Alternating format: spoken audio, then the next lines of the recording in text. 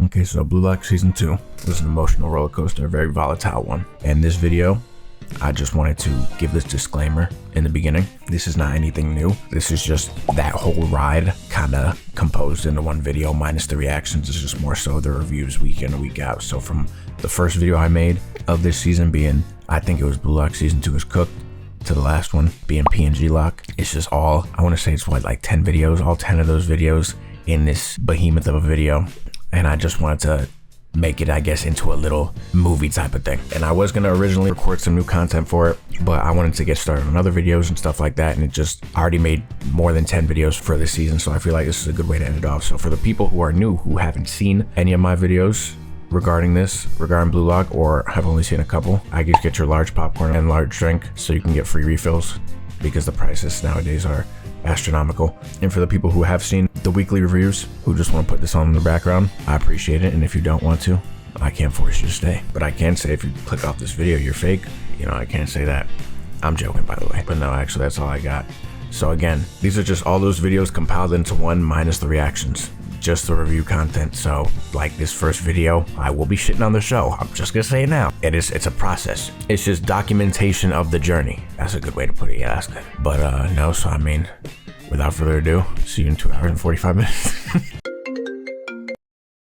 Ego speaking.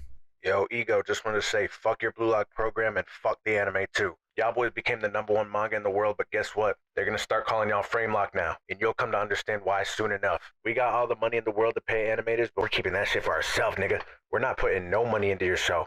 You heard that one anime with the horse girls running around a track? We're gonna take all the budget from season 2 and put it into that shit, cause that's what the people want. So fuck Blue Lock, fuck everyone participating in it, fuck that Henri girl that you got on your side, and especially fuck your bowl cut headed ass, long neck ass, need to eat a cheeseburger ass self. Japan national team on top.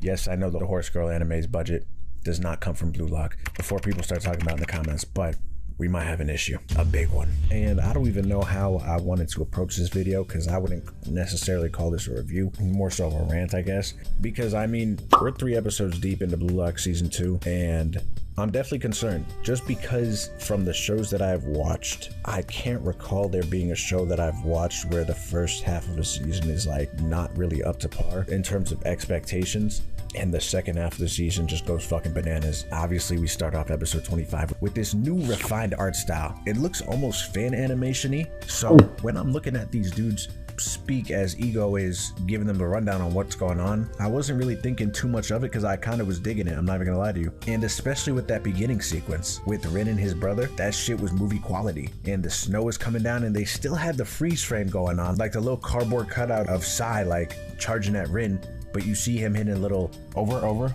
Bye. Almost ended Rin's soccer career right there, and I know this is a dream sequence, but it doesn't matter. That shit was so lethal, it could have bled into the real world. But we see him sprint, and there was like a little bit of motion blur, and it looked very like smooth and fluid. I'm gonna be honest, if everything from episode 1 till 3 was looking like this little scene, I really wouldn't even be complaining as much as I'm about to, because I felt like it was a good mix between the PowerPoint presentation and actual movement. Like, looking at my reaction to episode 3, I was excited when I got 2 seconds of movement from niggas. Like, I was about to start crying real tears, and I was really like jubilant for it, which shouldn't be the case. I don't feel like that should be the case for a sports anime. But no, so as I was saying, going back to Ego's meeting with everyone, obviously we're not playing sports yet, but we're seeing like everyone's reintroduction, and it's looking clean. Like, I thought it was looking clean, and I thought the lighting was good. We got Obtuse Angle talking his shit, and he's apparently a powerhouse. I didn't expect him to be as involved as he is. Shido, obviously, he's been talking freaky to these first couple episodes, and I'm sure the shit gets even more horny, so I'm excited to see him exploding everywhere, and that's not from my mouth. He said that. And we also have Grass Patch. The introduction to everyone was great, and learning the whole team formation thing was really cool. Whole draft process, Rayov's going with Nagi, Isagi's going with Rin, cool. But like, I think the art style has definitely improved from season 1. But like, even when they showed Isagi farting all over the place, that shit looked sharp, and the flames looked more refined, and everything, like, it looked good. But then we got to the match.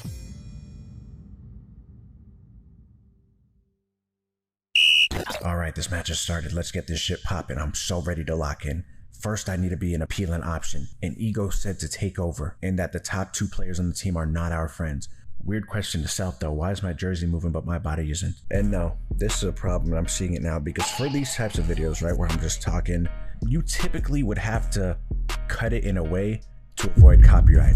I feel like I could deadass play these episodes straight through without getting copyright claimed, just because there's no movement going on. Because seeing the kickoff, we saw that in the trailer, and it's the kickoff, right? You expect a little like slow-mo cam, whatever, not a big deal. I wasn't tweaking. And look at this nigga in the back. He looks like he's from FIFA 07, but I'm not talking about Isagi's brother right now. It's okay. I'm gonna be real to the animators. I'm not trying to take away from their craft, but adding anime lines to the side does not make the character move. As much as we all would want it to, really. Like, I really would love these characters to like strut their shit. Let me see some fucking femurs moving back and forth. But adding anime lines to every scene is just not gonna like produce that effect. But no, so I understood why there were some freeze frames, just because Isagi was analyzed in the field. The thing that aggravates me is when they are frozen in time, but it's either their clothes are moving or like Isagi blinks and looks the opposite direction as everyone is so frozen in time. Like, I just don't like it. Just looks so odd. It's like they got cut in Dio stand like Jotaro did and had that like 1 second of movement. But I wasn't fully tweaking yet because we were getting some ball movement, we were getting some running on the field, and the CGI was a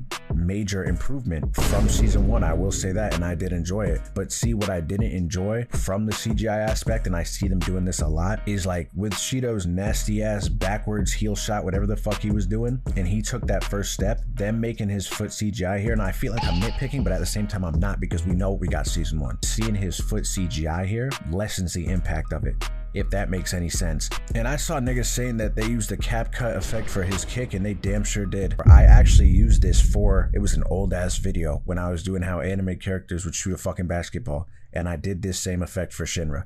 When I make my like actual season 2 review at the end of the season, obviously I'm going to revisit like the statements I'm making here and shit like that. And maybe again, this is all to just like save money. And if that's the case, are we saving money for this animation studio or for the entire government of Japan? Because it seems like we're trying to save a lot of it, and maybe a little too much. I don't know. Maybe I'm just hating. I might just be hating. And it's like every single thing is there but the fluidity of the animation that we got in season 1, which is what leads me to like have that faith and believe that shit is going to be more 2D and hand drawn for that last part of the season, just because of how crazy that match is supposed to be. But even the shot that this reptilian takes here, the visuals were nasty, and it looked like they kind of colored the manga panel, which I'm sure this was like 1-for-1 what the manga panel looked like. But with the colors and everything, the shit looked fucking nasty. But no, so then we have the Leaf Ninja with the leaf strand in his hair, Naruto running across the field. His movement was smooth because this brief burst that he had right back into the PowerPoint presentation, like doing it like that shit was kind of hard. I'm not even gonna lie, like that shit was hard. I feel like the cardboard cutouts were used like correctly here because it just showed how fast the nigga got behind Rin, and it was kind of like exaggerating his speed, which I like for this scene specifically. You see, and I think where my sanity started to slip was right after this cool little ninja like blow by, and they actually had a PowerPoint transition in the show. And the thing is, like really, like the thing is, I'm looking at this scene right now, and they just put this PowerPoint slide in here just be like, there was actually no reason to do it because Hiyori's narrating the shit and he's only talking about how Karasu got Ninja the ball, and it's like they just added PowerPoint transition number 7 in here to punch us in our fucking mutt. Because why was that there? I just don't, we just saw this scene, like I don't understand. I just don't. And it's like, you could call this shit complaining, I'm calling it holding accountability, nigga. Like, we gotta stop being so prancing around like the problem, in my opinion. Like, if something is an issue, I feel like it should just be talked about. Like, I don't know if they put all of their time and effort into the artwork where they needed to purchase Microsoft Office and incorporate that into the show to save them some time. I don't know, but that seems to be the case here. And I saw people in the comments, my video and just of the episode in general, just talking about how just bogus, like something about like watching the anime for animation and you should be watching it for the story. I mean, what are we talking about? No, what are we saying? So am I gonna read the manga for animation? If that's the case, like, I'm confused here. I feel like the whole concept of anime is to see the panels moving on the fucking screen. But now I'm watching the anime of Blue Lock and the panels aren't moving on my screen. They're colored in and they look beautifully colored, and everything visually about the show is nice. Like, it has a good look to it, but the anime part of it is not like present. So like, I just don't understand the thought process behind some people. I'm not gonna like talk deeply about that, but I just find that to be like silly. And there are just so many scenes here that had so much fucking potential, nigga. And it's like, it pisses me off because this Rin scene here where he opens his Byakugan and he just love taps the ball to the right and gives that shit immaculate curve. That shit was right curved like something else. And I'm not saying what, but that was a dirty ass shot. Like, that was probably one of the nicer scenes that they had, because that seemed like season 1-esque. But again, it's just missing that season 1 flair. But I think what this shit is missing at the moment, next to that animation, I feel like they kind of play hand in hand, is that intensity, that pace to it. They don't feel like they're playing with that pace. And it's like, even if you look at real football, like, it's not like the niggas are running slow on that field. Like, when they're moving, and when they're doing moves, you could like feel it, you know what I'm saying? But I don't feel it here, because it feels like all of these niggas can blow away with the wind. Even as I'm sitting here right now, I feel like this was probably the most movement we've gotten all season so far. When Chigiri speed blitzed, and we know how Chigiri speed blitzes go. Look back to his, I think it was his first speed blitz when he broke free from his shackles.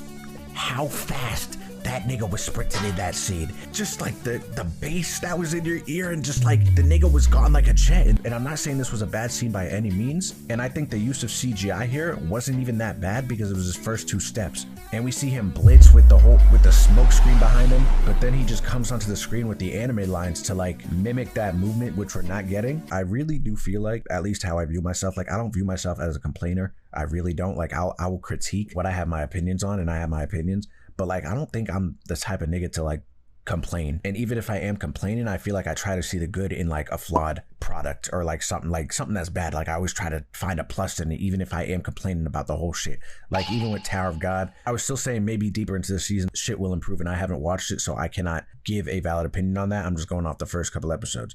But like with this, it's like for every scene almost, it's like they started with movement and then ended with them freeze framed just moving off the screen. But it's like, Tower of God is one thing, but I'm gonna be honest, at least those niggas were moving. At least those niggas were moving. And it's like, I know for a fact Tower of God does not have a bigger budget than BLUELOCK. There's no way. There's no way on earth. So why does it look like the playback speed on this shit is at 25% at all times, but niggas are still having full-blown conversations during it? And I don't care if the U20 game is the best anime sequence of the modern day. For a sports anime, it shouldn't feel this slow. It shouldn't. And that's the problem, because I feel like for this practice match, there was a lot of good scenes. While they were good, and in the moment still kind of hyped me up, it was not BLUELOCK season 1 hyping up. Because look at Rin talking a right angle here, and look at this cut to Isagi. This is the promo. This is the promo for season 2. And look at these weak ass scissor slices from right angle, man. Like that shit is cookies. And I go to church from time to time. I think I might have to include BLUELOCK in my prayers, just because this is like abysmal. But it's just like, as a fan of a certain show, you want to see it succeed, right? And it's like, I still to this day, and I know niggas were like commenting it in my Tower of God video, I don't know to this day why or how shit like this happens. Because it's not even just with anime, it's just with like everything. It's like everything seems to be like money involved, and it's not for the love of the game, you know? It's like, it just seems like they have niggas on here who just like are showing up to their job, clocking in, and then trying to clock out. And I'm not saying the animators specifically, but maybe the people like directing it. Like, I don't know how to put it into words, because I can't say that like people weren't trying on this, but like as a finished product, comparing it to what you put out previously, you know that there are certain downgrades in very important avenues that like just don't make sense. In terms of manga sales, like the shit speaks for itself. Like, it was on top of the fucking world, because I know the money that they made from season 1 and just this story altogether exceeded expectations, because the World Cup inflated those numbers to fucking space. And if I had the money to do so, I would definitely put money down on the fact that I feel like in the next 10 to 20 years, the Japan soccer scene is just going to boom even more, and there are going to be real life Isagis and Nagis and barous coming out of the fucking woodworks over there. And it's like, you think Japan's team made a fucking run in 2022, they're going to be battling for the World Cup in 10 to 20 years, just because of like how influential this series is going to be on the youth. It was already influential on the culture, and you saw that, like, those niggas were really like the way those niggas were playing in 2022. Like, that was the first World Cup I tuned into, and that shit just didn't make sense to me. Like, they were so locked the fuck in, and they're only going to get better. Like, there's going to be a dad over there who played soccer in his youth but never really took it far, and he's going to have a kid, and he's going to name him Isagi. That's just like the type of show that this was and is. And just the fact that like we're sitting here and we can't get a nigga kicking a ball right, I mean, that just, it's upsetting. This is an intermission. I'm sitting here editing, looking at this diagram. It's a diagram at this point. This is not even the show anymore, bro. I'm looking at Rin kick this ball without moving, and I just realized the ball doesn't even have rotation. The ball doesn't even have rotation. Oh yeah, I'm gonna be honest. I've never seen anything this bad. I saw it on Twitter. There's the big three of anime: Bleach, Naruto, One Piece, and then there's the big three of bad animation, being Boruto, Seven Deadly, and Blue Lock Season 2. Genuine question. For the people that are like, it looks fine, whatever, I'll give it to you. Explain this. Explain to me why the ball couldn't even have a 180 rotation when it went from Rin's inactive foot to Isagi's brother's inactive movement.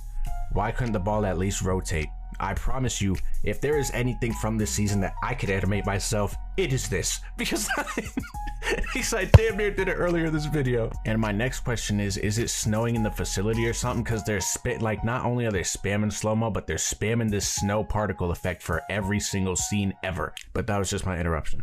Let me go back to what I was saying. It just doesn't make sense to me. And I've watched a lot of shows. Like there's always movement in shows. I've never watched a show with no movement. I've never watched it. If usually when they're like trying to cut corners, it'll be movement, but at least it's CGI movement. I've never seen a show with no movement.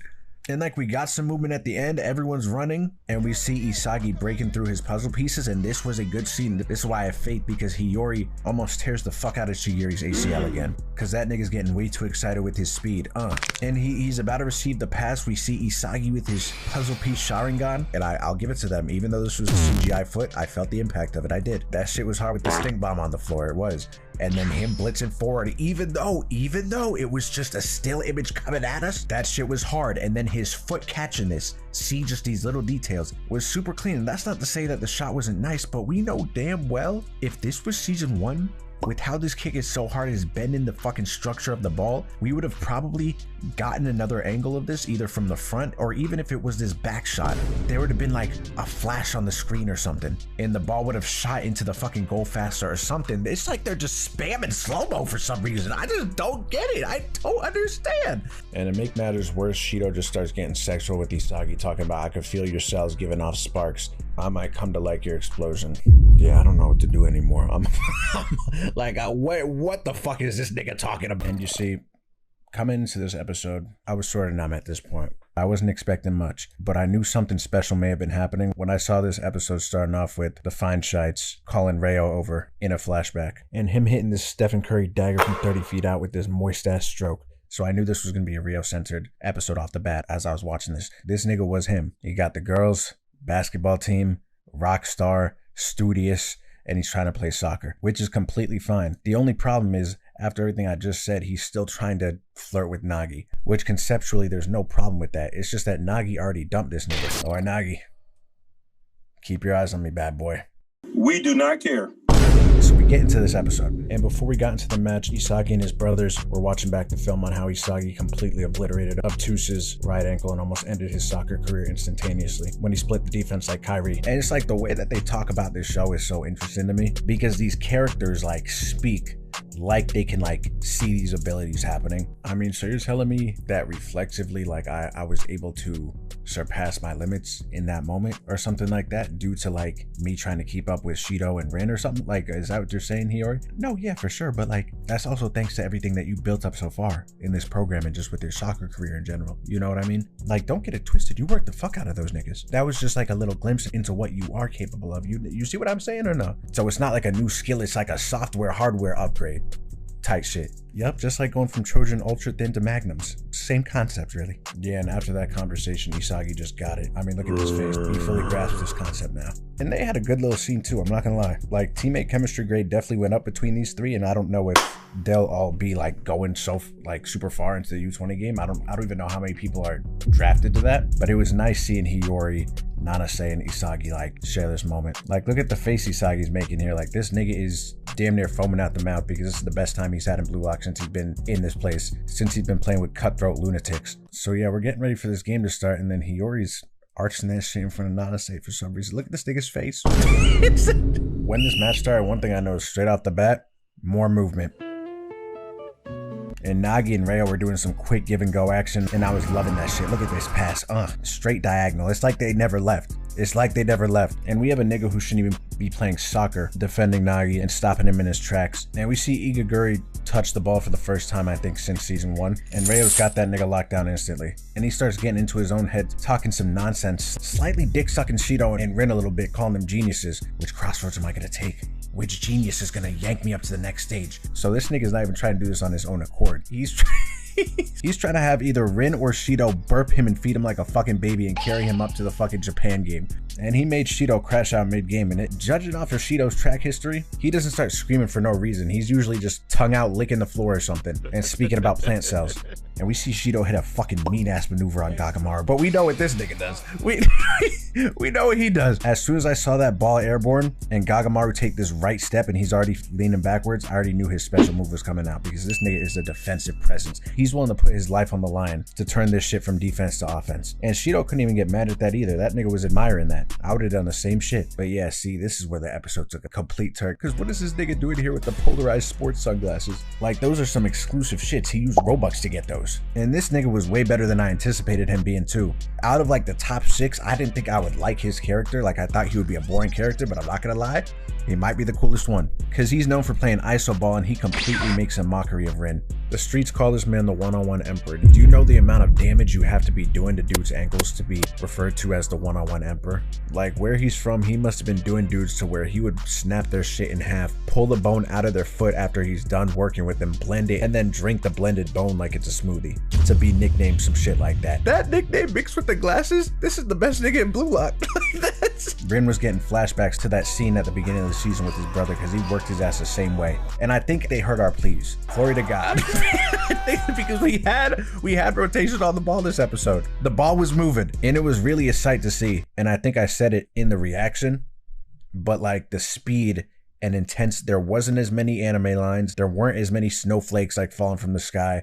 The intensity and pace felt like it was coming back a little bit. Like, I felt like we were moving at like 25% initially. This episode felt like 30, 35. Like it was a little increase, maybe even 40, because the still frames were not too long. And like, even if there was a still frame, like it would be there for a second, then they would zoom in on their face, dialogue, quick to the movement. Like it was a lot better than episode 2 and 3. Yeah, and this dude's just straight up disrespectful because you know how Shido is. That nigga was salivating for a piece of this guy, so he stepped up to the plate, started defending him. I'm locking that shit up, Goggle Man. Do that shit to me. I dare you.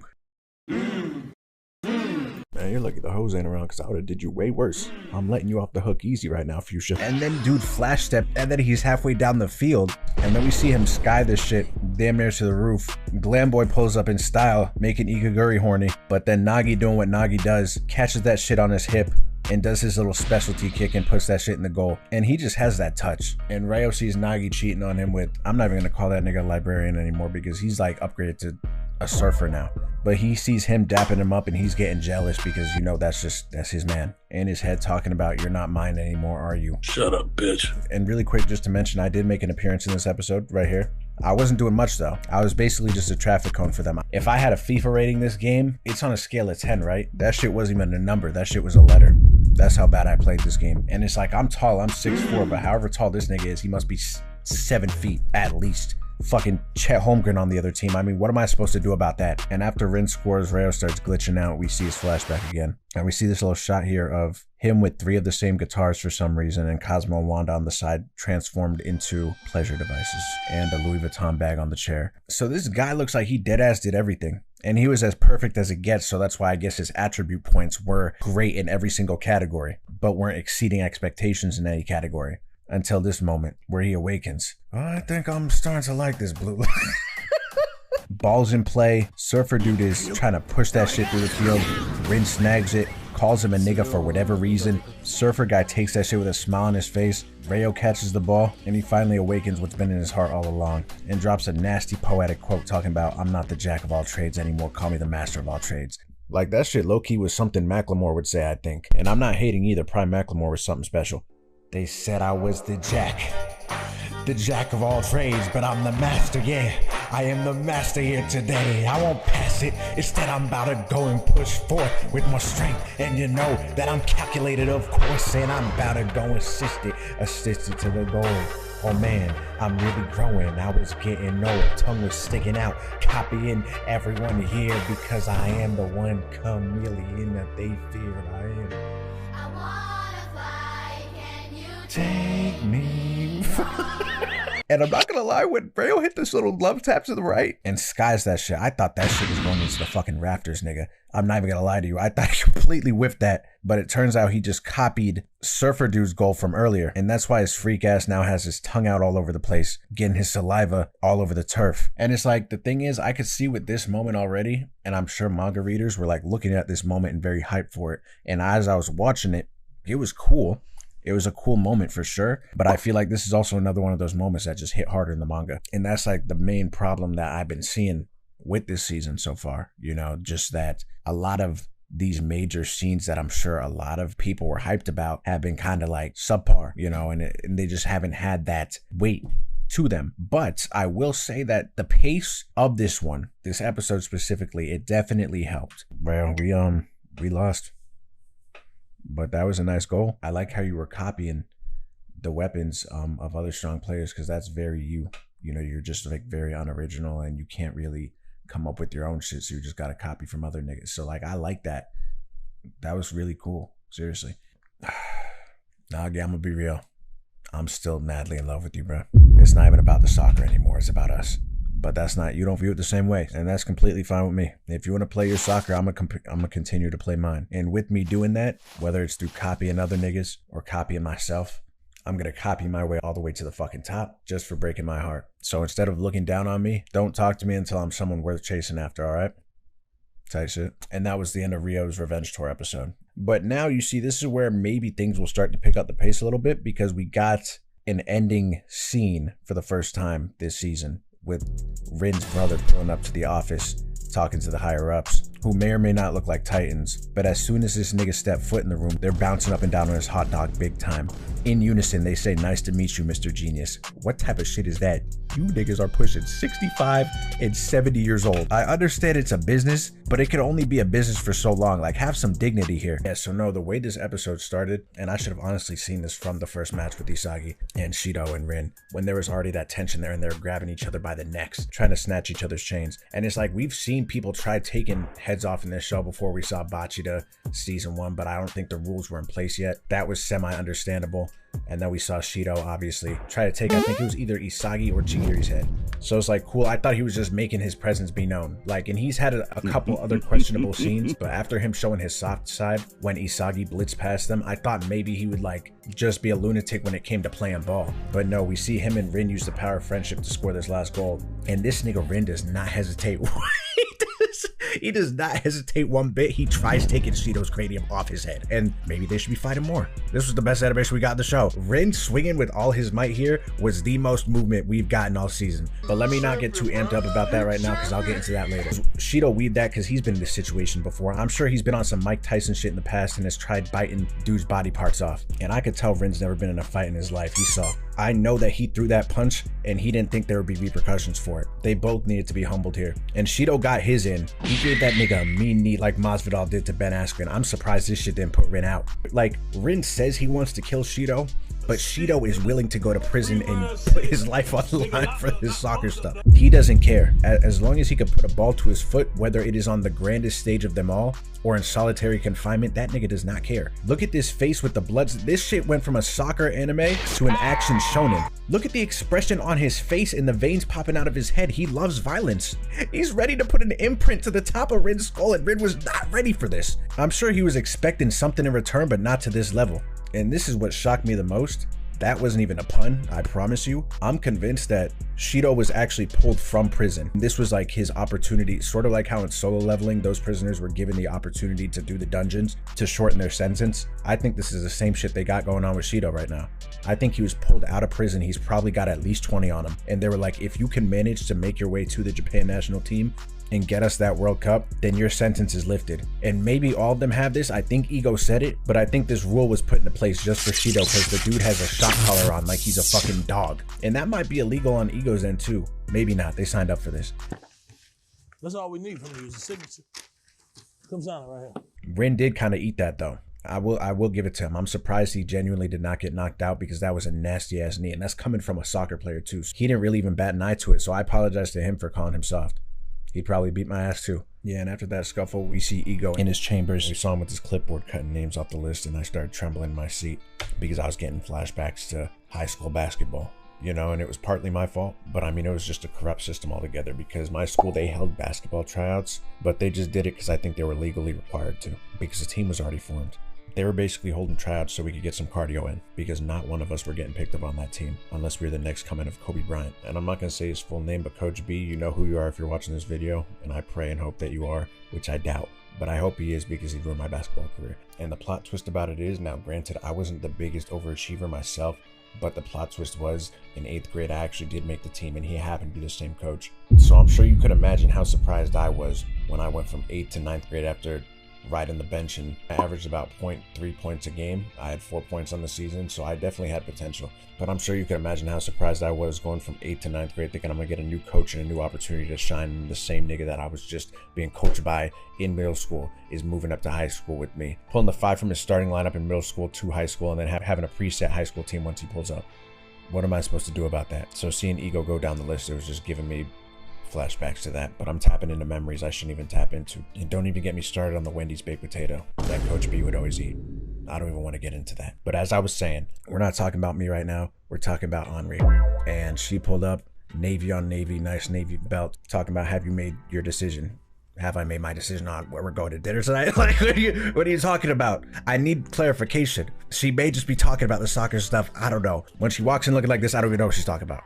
I'm just starting to see stars at this point. No, and you could tell that Ego is one of the best strikers of his day, just based off of how he pulled up to greet everyone for the second time in the show, in the black on black Crocs, no socks, jeans, button-down shirt, his normal attire, but we never really even see his shoes. But you could tell because of the shoes, he probably has like bunions and sore feet, so he's only wearing the Crocs for comfort. And he was probably a messy type of talent in his day, or maybe even Ronaldo, just because he's tall and skinny, so he was probably nasty with the fucking headers. And when he was forming this team of 11, obviously there's like 30 dudes in this room, so someone's not making the cut. But we see Rin get picked up, we saw Gaga get picked up, and it makes sense because he's really the only defensive player like in any of the games that we've seen, at least. Like, yes, there was that tall dude, but I don't think he'd be as quick and as crafty as Gaga, so I think that's why he got goalie. Glam Boy, I understand, because he's very athletic himself and he's always airborne for whatever reason. But Nico really surprised me, considering that they didn't show anything from his game that he played here, which I guess like isn't that big of a deal. But like even when he was playing Isagi at the beginning, it's like he was good, but to me he didn't seem like he had that dog in him. But everyone else was kind of a given. There was Bachita, obtuse angle, and this nigga's ego does not need to be stroked anymore, but Ego was absolutely doing that for him, saying that he was the best at keeping the ball in blue lock, which I'm just gonna have to disagree with off the bat. And then the icing on the cake, he said he was going to be the heart of this team. If he's my team captain, send me home. They have Leaf Ninja as the right wing, which was expected. They have Surfer Guy left wing, which was also expected. Chigiri and then Nagi as left striker, Rin as center striker, and then Isagi as right striker. Like, obviously Isagi was going to be on this team, but like, I don't know, when I play FIFA, because I don't really know much about soccer positioning, him, Nagi, and Rin have the most like offensive roles, and then obviously obtuse being, I think it's center midfield or something, like he really has like one of the most important roles on the field. But really Isagi, Rin, and Nagi, like that's the big three, and I just wasn't anticipating Isagi to be that right striker, which was very interesting to see. And I was also surprised that Rayo didn't get picked, but once I saw that 11, I already knew who was going to be I already knew who was going to be tweaking out right off the bat. Considering Isagi also probably got his position, and he's about to pull a Shido on Isagi right now and give him his left knee. He's deadass only seeing red. And if there weren't cameras, Isagi's head might be in the fucking pavement. But no, so then Librarian asked why Shido isn't on the team since he was a phenom on the field. And then Ego starts talking about his stats, how he was averaging 2 goals a game, which in a game to 5, I mean, that's a little ridiculous. But he was saying out of everyone in the blue lock, no one could really like synergize with him. And you see, this is where I guess my theory last week was sort of debunked, because Ego was explaining that he got a call from the higher ups and that Rin's brother was tampering with operations, saying that he's not playing unless he's able to recruit one blue lock player. So then all the pieces are coming together, and that one blue lock player was Shido. And it's like, sure, it makes sense since Shido has no chemistry with anyone, but it's just like, who gave this man the right to do, like, if I'm Rin, I'm pissed.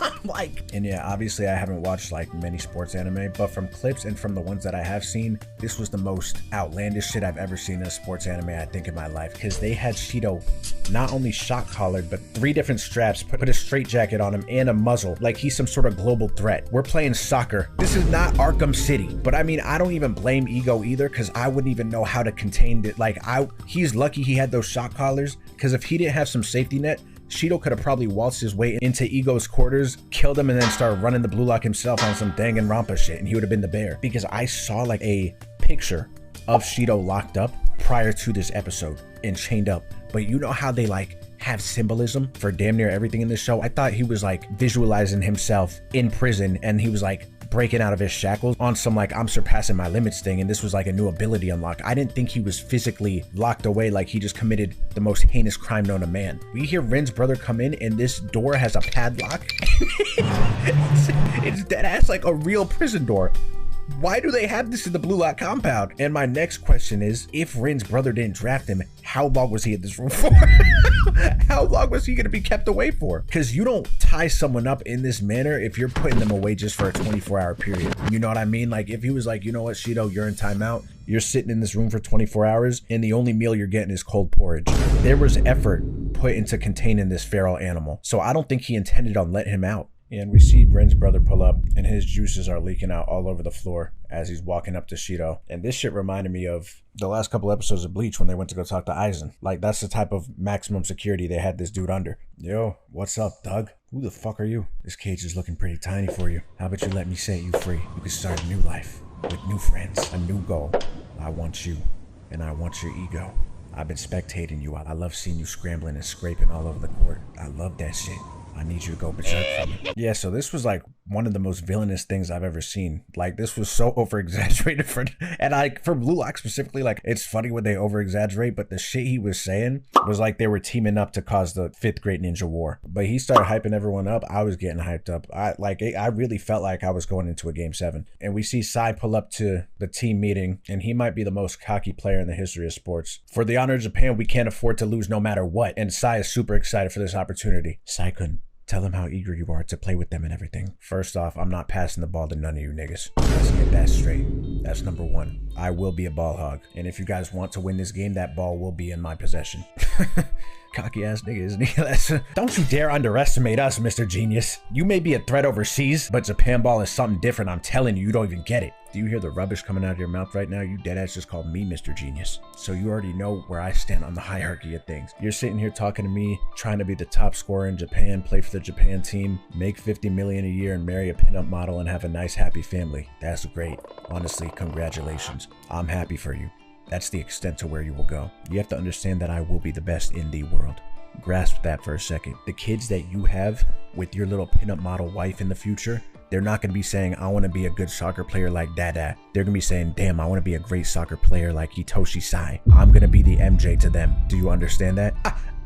I also want to be the best. Man, shut that shit up, dog. You are trash. Yeah, and Shido puts his head through a table. I mean, he should have just stayed caged. Like, he's standing on his table like the fucking Green Goblin of soccer. And look at the face that he makes when he aggroes onto someone else. He shouldn't be in here right now. And the more that I look at it, I don't even think this nigga has eyeliner on. I think he is just a different species of animal, because these black marks look indented into his head. And it's like, this man is just a walking UFC main event. Why is he not fighting John Jones or something? And after the guy who he almost just put through the table regains consciousness, Shido's talking about how he'll one-on-one everyone in here for a starting lineup spot. And I mean, it's like God's been on Shido's side, because if he was able to go through with all of his acts of violence, he would have probably caught 3 murder charges by now. When he almost tried taking off whoever's head in the first selection, when he almost killed Rin, and then just now he's airborne, cocking his dominant foot back, talking about this is going to be my first goal on the Japan team. This is nigga's head. He deadass is a human with rabies, the way he's acting. And this was symbolic on the lowest of keys, just because the leader of, I guess, the defense on this team defended his teammate from Shido and gave him a nice little submission hold on the ground, which is good. I mean, Shido needs more than a shot caller. He needs to be exiled from Earth. And the people on this U20 team, I don't know if this is supposed to like look like they're all individual 2K creative characters, because no one looks the same. The customization on these dudes is like Black Ops 6 Gunsmith level of customization, because Nero Tepe looks like he's from It Takes Two, but then we have Darai Moroku, who looks like he's from, I don't even know. I don't even know. Like, I don't even. But no, Isagi stumbled on Rin working out, grinding after hours. And I think this scene alone showed Isagi's development. Rin's understandably starting to tweak out because of the fact that he's able to finally play against his brother, and Isagi's telling him to drink water. And the Isagi from season 1 wouldn't say some shit like this. But season 2 Isagi is like, drink this water before you fuck up the blue lock for all of us. Not even for all of us, for me. Don't cause me problems. Like, he wouldn't say that with the type of person Rin is, but it's like, since Isagi talked back to Barou, he could basically talk back to anyone now. But the episode ends with Ego giving a David Goggins-like speech, and this was just good. Explaining the mathematics behind flow and everything, and I mean, his graph kind of made sense. And that's what flow is. What you youngins need to understand is not an easy state to achieve. The flow I talk about isn't some shit where you're just passively scrolling on TikTok on your phone. That's not ego to me. And that's not the ego that's going to propel you forward in the blue lock nor in this game. If you want to regress and go back to that little sissy participation trophy type of soccer y'all were playing, that's fine with me. I don't need any of you. You understand this? I do this for the love of the game. Keep in mind, I put my life savings into this blue lock shit. Do y'all understand this? I put everything on the line for this. My image, my money, and dare I say my marriage. Because fun fact, Henri's not my girl, she's my side piece. Yeah, I said it. And damn it, I love her. But we're not talking about me right now. We're talking about y'all. Think about it. Think about the thought of defeating those U20 niggas. They are trash. They are bona fide scrubs. And just keep in mind, we're not going out there to win. That's not the objective. We're going out there to kill. So now with that being said, which one of y'all will make it happen? And I'm not gonna lie, I just motivated myself. Because this scene in itself, with Ego talking to them about the Japanese soccer scene, tearing down the status quo, everything, like, because the shit that Ego talks about, honestly, like, is very kind of parallel to, like, real life, like, with the passive scrolling and, like, being in that trance-like state, that's not flow. Hearing that and feeling that relatability with it, like, genuinely, I was kind of getting goosebumps. I was like, damn, this is good. Hey, good shit, little genius. Bro, what do you want? I'm trying to go take my Epsom salt bath. This is not aura, by the way. You foot up on the wall. I just want you to know that. Might be negative, but go on. I'm gonna be real. Our guy, Sendo, your guy, Shido, got into another scuffle, and it just seems like they can't get along. Tight shit. I'm gonna be real, Green Lantern. I don't give a fuck. I'm just trying to go take my bath. No, you're not seeming to get it. That's our star player, and I know you brought Shido on thinking that you're going to run operations and just add people to our roster, but a lot of our players are saying that if Sendo is left out, then they also won't play. Because Sendo is saying he's not playing if Shido's playing. You know how this shit is, like the match is going to get boycotted, then canceled. I'm sure you don't want that, do you? Is that a threat? That's not what I'm doing at all. I'm just looking out for my teammates. You know, and you're the big crowd puller, golden boy of soccer, so like, I'm trying to be nice to you so I don't get canceled. All right, so what do you want? Let us win without Shido. You know what, fuck it. I don't give a fuck about that wild animal. He can do what he wants, that's fine. Great to hear it, so it's a deal then. You're lucky I even looked you in the eyes. I should smack the shit out of you for putting your hand out. And that's 24 hours to the match. So it's time. It's finally time. I don't even know how to view it really, because there's a part of me that just really enjoyed the episode altogether, just because the plot's good, the narrative's good, and everything leading up to this match has been spectacular in just terms of like how this story has been written. But then there's obviously my evil side. Like, the first half of the episode is just like build up, good OST in the background, monologues, we just see everyone locking into the task at hand. We're seeing Rin's little flashback of him and Sai's origin story, and I still don't know where it went wrong after that. They didn't really get into that. They just showed his dinosaur and him winning a championship, Rin on the bus, giving a shout out to Gojo really quick. And then before we know it, the whole Blue Lock facility is turned into a game-ready stadium. I didn't expect them to have this match at the Blue Lock Stadium, so as I said in the reaction, the Blue Lock 11, they have home turf here. And it was just like a different feeling looking at this.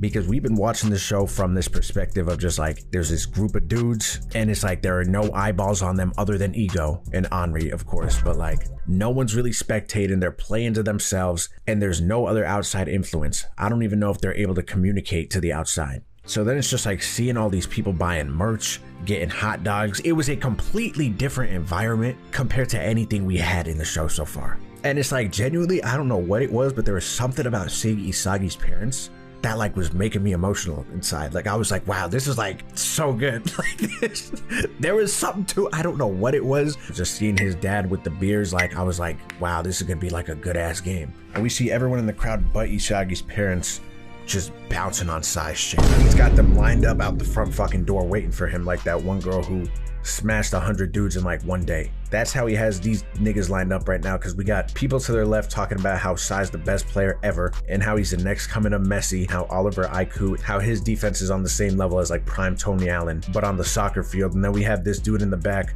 who thinks he could just buy his way to a woman's heart, clearly, because he's talking about how he flew in from Spain on his private jet that he got from owning multiple businesses to come watch Itoshi Sai play. And he's trying to spit game like he knows ball, but we know damn well he watched a 12-minute highlight reel of Itoshi Sai before he came here on his private jet, just so he could spit game to his Tinder date right now, because she's eating his ass up. She's like, wow, you know so much. Oh, shut up. But then he starts talking shit. If I was Isagi's dad, I would have got my ass up and embarrassed him in front of his date, because he said, well, he's up against a bunch of failed high schoolers in this BLUELOCK team, and Isagi's dad is sitting here smirking embarrassed. If I was his wife, I would be drier than the Sahara Desert. Like, go defend our child. And I'm not saying to get physical, but like, go talk some shit back. Represent our son type of deal. That's what I would be thinking if I was his wife. But maybe if I was a girl, I'd be a toxic one. So let's reverse. It's always better to take the high road. This was like probably some of the best buildup in the show, just because the OST that they were playing in the background, as simple as it was like just giving that like feeling. We see them in the locker room putting their shit on. The BLUELOCK kits are nice, that's whatever, but we see Ego in his shit that he didn't rent this from Men's Warehouse, he purchased this. Oh! You can tell he got that shit fitted too. That shit is tight to the body, but not too tight, because you can see the ruffles, but dare I say this fits better than my green joint. After seeing Ego in this, I may have to get a blue one myself. Dressed exactly the same. I'm going to attend, you know what I'm gonna do? Since they're having the World Cup in the US, I'm gonna get a ticket to the game and buy this same exact shit. Samsung watch and all. And I just hope Japan is playing a team close to me and I'll pull up as Ego. Now I'll be Ego with the significant tan, that's for sure, but I could definitely pull this. And I just realized this as I'm watching this. I think I was just so concerned with the animation when I was reacting to it. But I'm just realizing that they have a bench and that they have 3 subs. I didn't remember him saying that. I was wondering why they were in this locker room right now with them and not in the crowd. And it's like, I know how it works. Like, I know in soccer you have a bench, but I know there's like a benching rule. And like, once you sub someone out, you can't take them out, or you're like only limited. I don't remember exactly how it works. But now, since there is a bench in play, I'm just gonna assume off the bat, Rayo, Barou. Don't know why Ikiguri's on that bench. I mean, he's all the way in the corner. He's probably water boy. And this man doesn't even believe it himself that he got in the game. He's been like cruising by and he's been like, okay, I've been like finessing here, finessing there. He does not know why the fuck he is on this bench right now. Like, water boy or not, he does not know why he will be out on that field. So I'm convinced at this point that Ikiguri will have his moment. Something will happen and there will be a reason that the ball is at his feet and he will launch that shit to the back of the net and it'll be like some clutch ass moment, or he's actually cracked and we're just not seeing it, because there's no way this is like some gimmick character anymore at this point. Ego knows better than me. I'm not the coach. I don't have on the blue on blue right now, so he knows what he's doing. But I'm gonna go Rayo, Barou, and then the fast guy, the guy with the glasses. I think that those are their 3 subs if they end up subbing. And then obviously we see that Shido's not in their lineup anymore, so he's either on the bench or back at Alcatraz, one of the 2. And Coach Ego starts giving his final words before the match. Listen up, my young bulls. Don't you think that this is the perfect stage? Don't just change your fate today, change the fate of Japan. Carve your egos into the world today. Show me why it was worth cheating on my wife with Miss Henri. Show me that right now for the next 90 minutes. Show me. And as I said before, we are not going to win. We are going to kill. Use your weapons like you're supposed to. Chigiri, when I say use your speed, I mean use your speed and shoulder tackle some nigga to the floor. I promise you, you won't get a red if you do it correctly. Just trust me. I've been in this sport for a long time. All right? Bachido, when I say use your weapon and start dribbling and use that footwork, I mean kick someone's shin the fuck in. That's what I'm talking about. All right, Isagi, when I say use your puzzle pieces and analyze the field, I mean to analyze your opponent's weak point on their body and swing on them as hard as you can, but you can't, again, you can't make this shit noticeable, guys. We are going out there to hurt. I'm not exaggerating. We are going out there to cause physical damage. And in turn, we will win this game. As I said, we have 3 subs. Like, I don't expect everything to be perfect. Like, there will be red cards given, and that's why we got these subs. But how are they going to win the game if their best players are out? So go show them those egos, and let's go blue sock them in the fucking mouth. How about that? And we see them lining up in the tunnel. This is just a tense environment, bro. Like, it is so good. And the fact that Ren and his brother are leading the fucking lines and we're the same number is so ridiculous. Like, it's just so hard. It is so good. Just this buildup is so, and him not even acknowledging his brother. And it's like, I just don't know what went on at family dinner one night to cause them to have this relationship genuinely. But that aside, we just hear the crowd cheering them walking out, and then this is where my stomach dropped, as if I was on like Rip Ride Rocket or something at Universal, because we didn't even get out into the field yet. We're not even on grass. We're already getting the CGI shoes. It's like, just give us something here, you know. But again, we're saving to the match. We're saving much to the match. It's okay. And just seeing them, like, in the part, I'm about to start crying again. The environment is like so good. It's so good. I mean, this is a match the whole country is going to be watching. This stadium is jam-packed. What are your thoughts on this, Natsuki-san? I mean, this is looking absolutely stellar.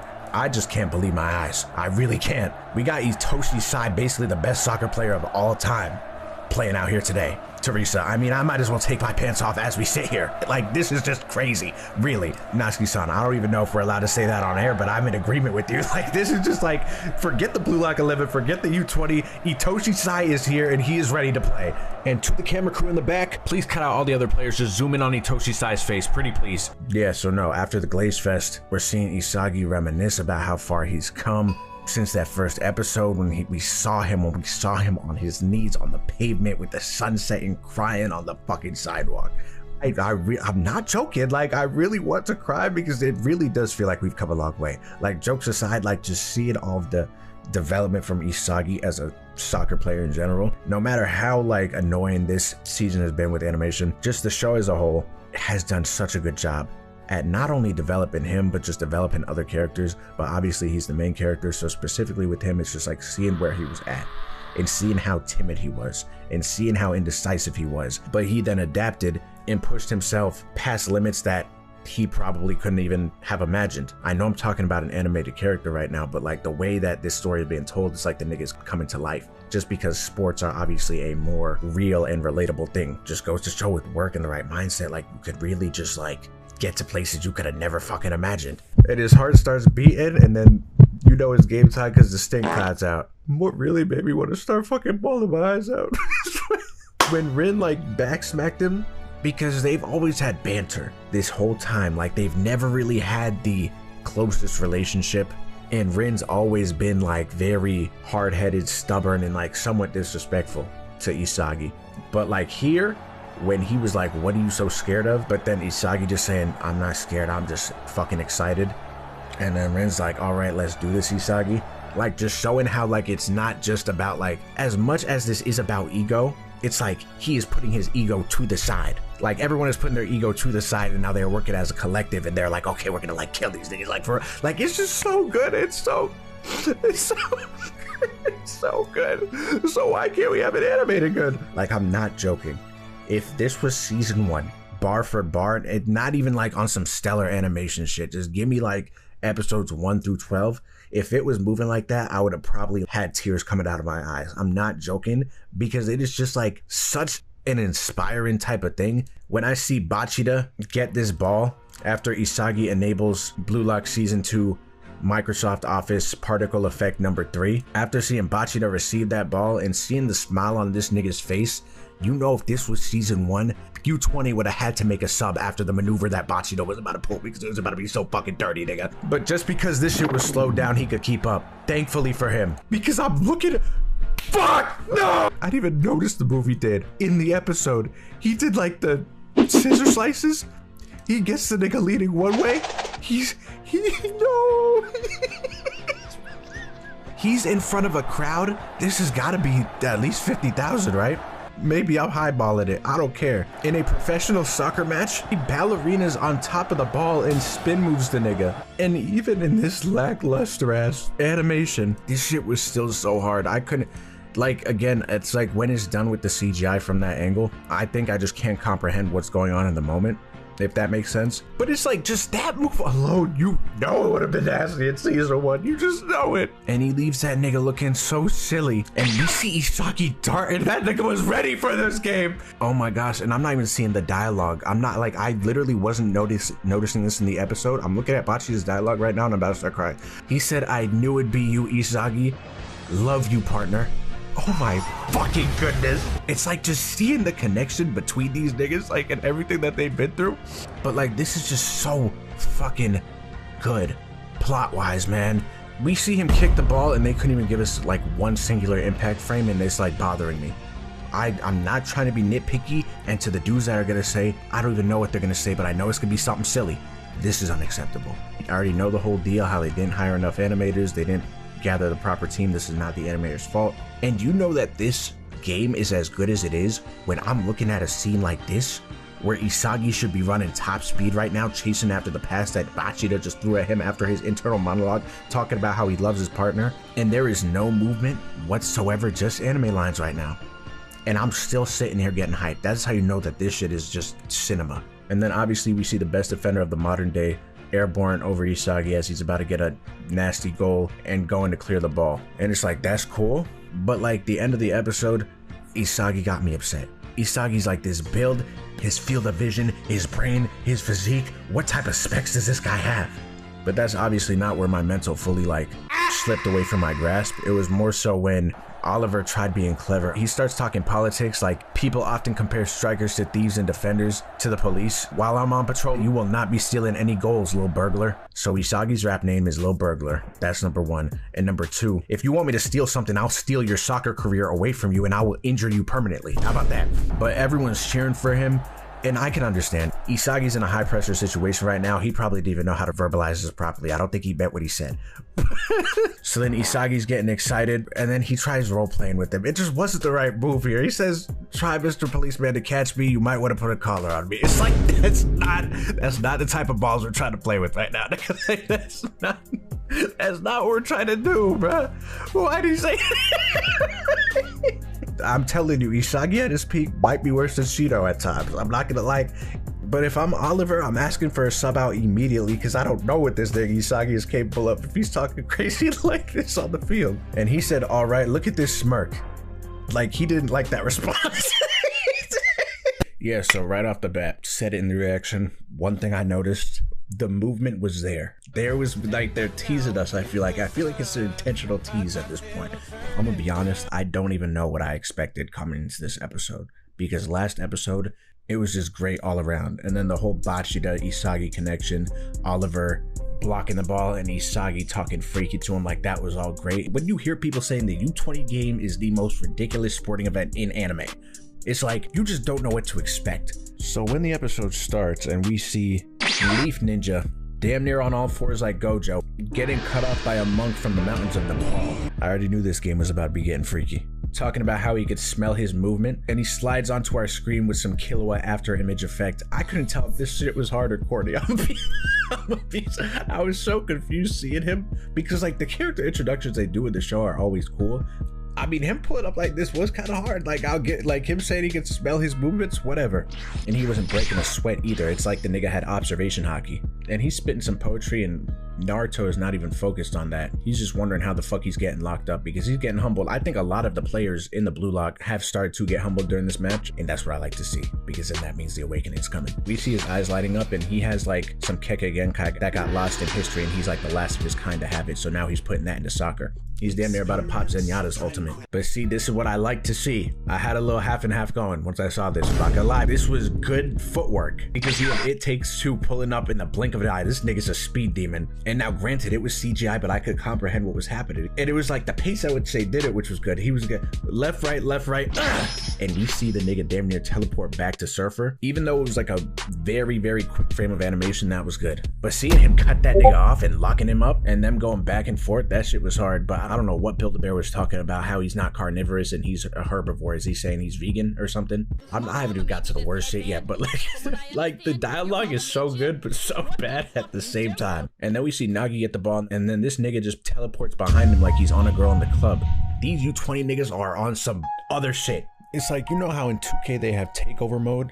It's like when these niggas get activated on the field, that shit becomes freakover mode because he tells Nagi, oh, you could call me Doberman. And Nagi says, so what are you, a dog? He just straight up says, yes, I'm a dog.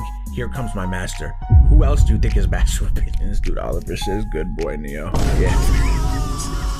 And you know this shit is getting to a point of like, maybe we should have police on standby when the most nonchalant character in the show is making a face like this. He is terrified. He doesn't know what's coming next. Look at dude behind him too. Like there's a reason that these niggas are trash and that they're looking for a team to replace them because they're clearly not playing to win here. And look at Isagi, he thinks all hope is lost. That sweat is running down his face at Mach 5. He doesn't even know if they're making it back to the locker rooms at this point with the type of timing that these niggas are on right now. Because what the hell are we talking about? Like, what are we talking about? Like, I really feel for Nagi because he has so much going on right now. He's sandwiched in between two dudes talking dirty to each other while Oliver is releasing this stink cloud and while he's getting the ball stolen from him. This is like a fucking Chili's triple dipper. And as soon as Sai's pinky toe touches the ball, these announcers' ears perk up. In the same way where House of Highlights posts Bronny when he takes a sip of water on the bench, that's how they are about Itoshi Sai. Oh, yeah! Yep, Itoshi Sai is on the ball. What is he going to show us, ladies and gentlemen? I'm sure it's going to be magnificent. And I'm sure he's going to put that ball into the back of that motherfucking net in that goalie's fucking throat. That's what the fuck I'm talking about, Itoshi Sai. Dribble that ball, baby. Keep dribbling too. I cannot knock Sai here because he has the fine shites going ecstatic when she has her boyfriend right next to her. He's never seen her this excited in his life. He has never, ever seen her this excited. And look at him in his business attire. He's a working man, and he has been working hard to provide these tickets to his significant other and himself. So now he's looking at her confused because not too long ago, she told him that she didn't even like soccer. So now we have a conundrum. And in his head, he's probably begging one of those YouTubers to come up to him to do the phone swapping challenge. She doesn't even act this happy when we're in the bedroom together. Man, y'all guard that nigga. He's a scrub. I promise you. Ego, put me on the field, please. Get him. And you see Sai dribbling up the field, and dare I say the best ball with this. This is the best move we've seen all season. And we just see U20 pushing the ball up. Red Panda gets it. Obtuse is trying to lock him up. That ball is right back to Sai. And I mean, for the type of shit Sai was talking, he was playing good soccer. He wasn't facilitating, but he was passing and distributing the ball. But once he got the ball that second time, Shigiri was not letting his first efforts go to waste. You could see him damn near swanton bombing onto Sai's left leg right now. But he somehow still got this shit out of there. To the striker, he shoots it, and then we hear Gagamaru charging up his synapses in his leg. And he blocks this shit, which was honestly very impressive. But yeah, this is where this whole episode took a serious turn. As soon as we saw Sai in his bloodlusted aura sprinting at this ball, I already knew it was coming. Now, granted, when I say, like, I'll be playing FIFA, and my friends can attest to this, I'm not good at it one bit. But they nickname me Pace, that's my nickname. So I'll be coming up the field on the left side usually. I'll be like, this is my angle. I'm damn near behind the goal, but I'm shooting that shot.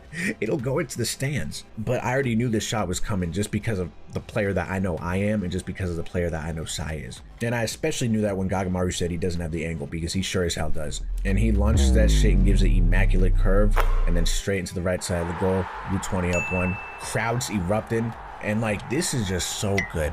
That sequence in itself, the OST was fucking tickling my cochlear nerve. You see Isagi mesmerized by this goal briefly, but then you see all of Team BLUELOCK like shaking up. Isagi hearing the crowd chanting Itoshi Sai's name. This mafia boss who got his teeth done by an uncertified veneer tech is sitting here cheesing because he knows his parlay is about to hit. But seeing this face of Isagi and just seeing him become paler and paler and paler, like, out of all the expressions in BLUELOCK, because they've had some pretty wicked ones, this was like a top, like, 3 conveyor of emotion to me, at least from Isagi. But no, and of course you could imagine, like, they were already going crazy when Sai and the ball connected for the first time. The announcers and the crowd, so you could already imagine how crazy they were going when he scored one of the nastiest goals in Japan's recent history. From birth, he's just been doing this shit. Straight out the womb. Kicked his mother in the face like that shit was a fucking soccer ball, but she laughed it off because she knew he would be a prodigy. Damn, Sai, that shit was so good. Wow, Sai-kun. Seriously, do not touch me, vermins. What did I tell you? 3 times, by the way. I just want to put that out there. I had 3 chances to take a shot, but you know what I did? I put my ego to the side, and that's a big thing.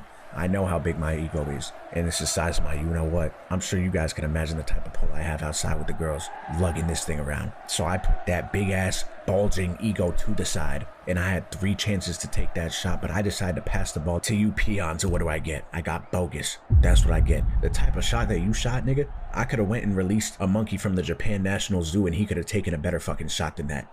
That shit was trash. So I had to go do it myself. And you know, I looked cool as hell doing it. That's just what I do. I'm Itoshi Sai. They call me IS, internal suspension. But no, so their team chemistry grade is down in the Mariana Trench. And let me take an intermission to say that Henri, in her assistant coaching attire, even though it's the same as the niggas on the bench, but it's just something about her and the contrast with the rest. I don't know what it is. And it's like the way Ego coaches, low-key, is like Darvin Ham. He's like, y'all boys go out there, good shit, salute. But he's instilled good practices and habits into them beforehand. in terms of mentality. So that actually works in his case. He's going on strike. He says, I am not coaching them. Be quiet and have faith. Which, as I said, the Darvin Ham tactic. This is where emotions were high for me. Obviously, if you watch the reaction, it's like, I feel like this goal would have made me feel the same way, animated better or not, just because of how stupid it was. Because we see them running some wicked formation. They pass that shit. Rin gives a nasty back heel pass to Bachida. He launches that shit to Rin, who has the nastiest touch of the day. And he could have probably scored here, but he is just a fucking idiot. Like him having the open goal in the middle and choosing to go left behind the goal to shoot a shot. That is just good competitive hating. And I think that's why this game is going to be so good, because I'm sure we're going to see some more bullshit like this, and bullshit in a positive connotation, because of how unorthodox the play is. Because honestly, him taking this shot, he probably had a better chance at making this shot just because he's as skilled as he is than coming straight up the middle, just because no one on the field is expecting him to do something so stupid. And that ball just kissed the goalie's middle finger. That was going in. And we got Eukemia, who gets the rebound. And I'm not gonna lie, Build-A-Bear has this dude on lock. This is complete, utter domination on the defensive end. I've got to give him credit where it's due. But that little distraction Isagi gave him, and then they just split and veered into two. Oh, that shit was so dirty. And again, it's just the dialogue, seeing him say like, nice Isagi, I owe you one. Like, there's something about that that just like tickles my fucking, I was about to say something pretty explosive. I'm gonna say it. It tickles my gooch. It just, like, it. Pause on that, by the way. Let's just reverse, pause on that, resume. These types of moments and these character interactions and seeing their compatibility as teammates just go up like before my eyes is so great. And he takes a nasty shot too. Oliver goes airborne for this shit, putting his life on the line. And I didn't know Leaf Ninja had that shit talk in him, but we see him take the shot too. He gets fouled. He should have gotten a penalty for that, because I think that was in the box anyway, but that's besides the point. See, I know the rules. I know the rules a little bit. But we see Doberman, the way he's moving, it's like he's being remote controlled mentally, because he's just an idiot. The way, like, I don't know what's wrong with him. But no, that ball's airborne. And now we know what Nagi does. I was thinking he was going to do a shot similar to the one he did in season 1. It was like a double fake. He assumes the shooting position last second, switches up to just catch it, throws it behind him, taps it off the ground, and you have to keep in mind, this nigga is getting attacked from both angles. And he... Look at how this foot is cocked back. What the fuck is Niggy up to, bruh? No, and I think I could say with full 100% certainty this was the nastiest goal in the show so far, without a doubt. Like, if niggas really played soccer like this in real life, I don't know what I would do. I don't know what I'd do. And seeing people on the streets just locked into this game, people enjoying dinner, people at work, and this nigga saying, nice to meet you, Japan. I'm Nagi Seshiro. This was the nasty, like this. The tap mixed with the shot, mixed with the I'm so exhausted from this episode because of how excited it has made me. And just everyone cheering, and then the icing on the fucking cake was him putting his fist up. I mean, that was like, they didn't even have to do that. That shit was about to make me fucking cry. That was so good. Like, just imagine the energy in that. I really can't. Like, this all in all, like, was a really good episode. Like, I'm gonna be honest, these last 2 episodes, the show has been watchable. I mean, like, it's been watchable the whole time, but watchable from like I'm not sitting here nitpicking. Like, obviously I still have my comments and concerns. Like, if I see something that looks off, or like if a character is gliding across my, like, obviously I'm gonna call it out, because that's just been the case this whole season. But like, all in all, like, I feel like the quality is just gonna be at least at a consistent level as this episode moving forward, and potentially better, you know. And if we're getting goals done in the way that Nagi goal was just done, and there's like real movement and stuff like that, I mean, I'm not gonna sit here and complain about this shit any longer, you know. It's like, yes, there was complaining in the initial stages of everything, but now that we're here at this pivotal event in the show, might as well just enjoy it and embrace it in the best way that you can, and just like try to immerse yourself in it. I don't know, does that, like, if that makes any sense? Because when I do watch Blue Lock, I feel very immersed into the show, more so than like any other animes that I watch for the most part. You know, there's a couple, like with Blue Lock specifically, like I really feel like I'm damn near there in the crowd cheering these niggas on. Like, this just feels like I'm watching sports. So I'm gonna say talented episode. Fuck! Those fucking Blue Lock kids score one more goal, I'm calling in a napalm strike on this fucking game. I'm not doing it. That shit was kind of hard. That ain't that ninja way, that's that Nagi way. Hold on, that's just a bar, ain't it?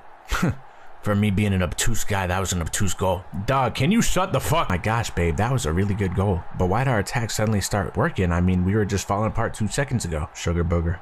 I told you, don't get caught up too much in the goal itself. It was the build up to it. That goal was not possible without all those puzzle pieces falling into place. And I keep telling you this. This game is still very much not ours. Just like how I know you're not really my girl, it's just my turn. Yeah, but no, after we hear Ego and Henri's toxic couples quarrel, he gave the rundown on how all that worked. And there's a lot of toxicity emitting on the field right now because not only were they just having a little dispute about their relationship and everything, but then Isagi goes to congratulate Rin on their little link-up play because that shit was good. And he starts acting like they haven't been like on the same wavelength for the last like 30 minutes of this game. Because Isagi's giving him props for his goal attempt. And they start talking about how Isagi's been following him like a estranged goldfish or something. I don't even know what he was talking about. It's like the players in this show just say shit in an attempt to hurt the other person's feelings, no matter what comes out of their mouth. To just like assert their dominance. He'll catch me out on that field with Rin and I'll go up to him congratulating him on some shit, and then he'll come up to me talking about some like, shut your ass up, you vitamin D3 25 milligrams Corsair keyboard ass nigga. And I'm just naming stuff in my room, but that's like that's how they talk. But no, and after that comment, I think he got infected with U20's freak virus, because then he kind of switches up, even though he was gaslighting him initially, and he starts talking about how taking advantage and devouring each other serves a purpose, and a twisted relationship like that is healthy for us. Like, I'm honestly at a loss for words. Like, I don't know if I should interpret this as like team chemistry grade going up right now or what. When these niggas talk like this, I just get discombobulated and I don't even know what I don't even know how to comment on it.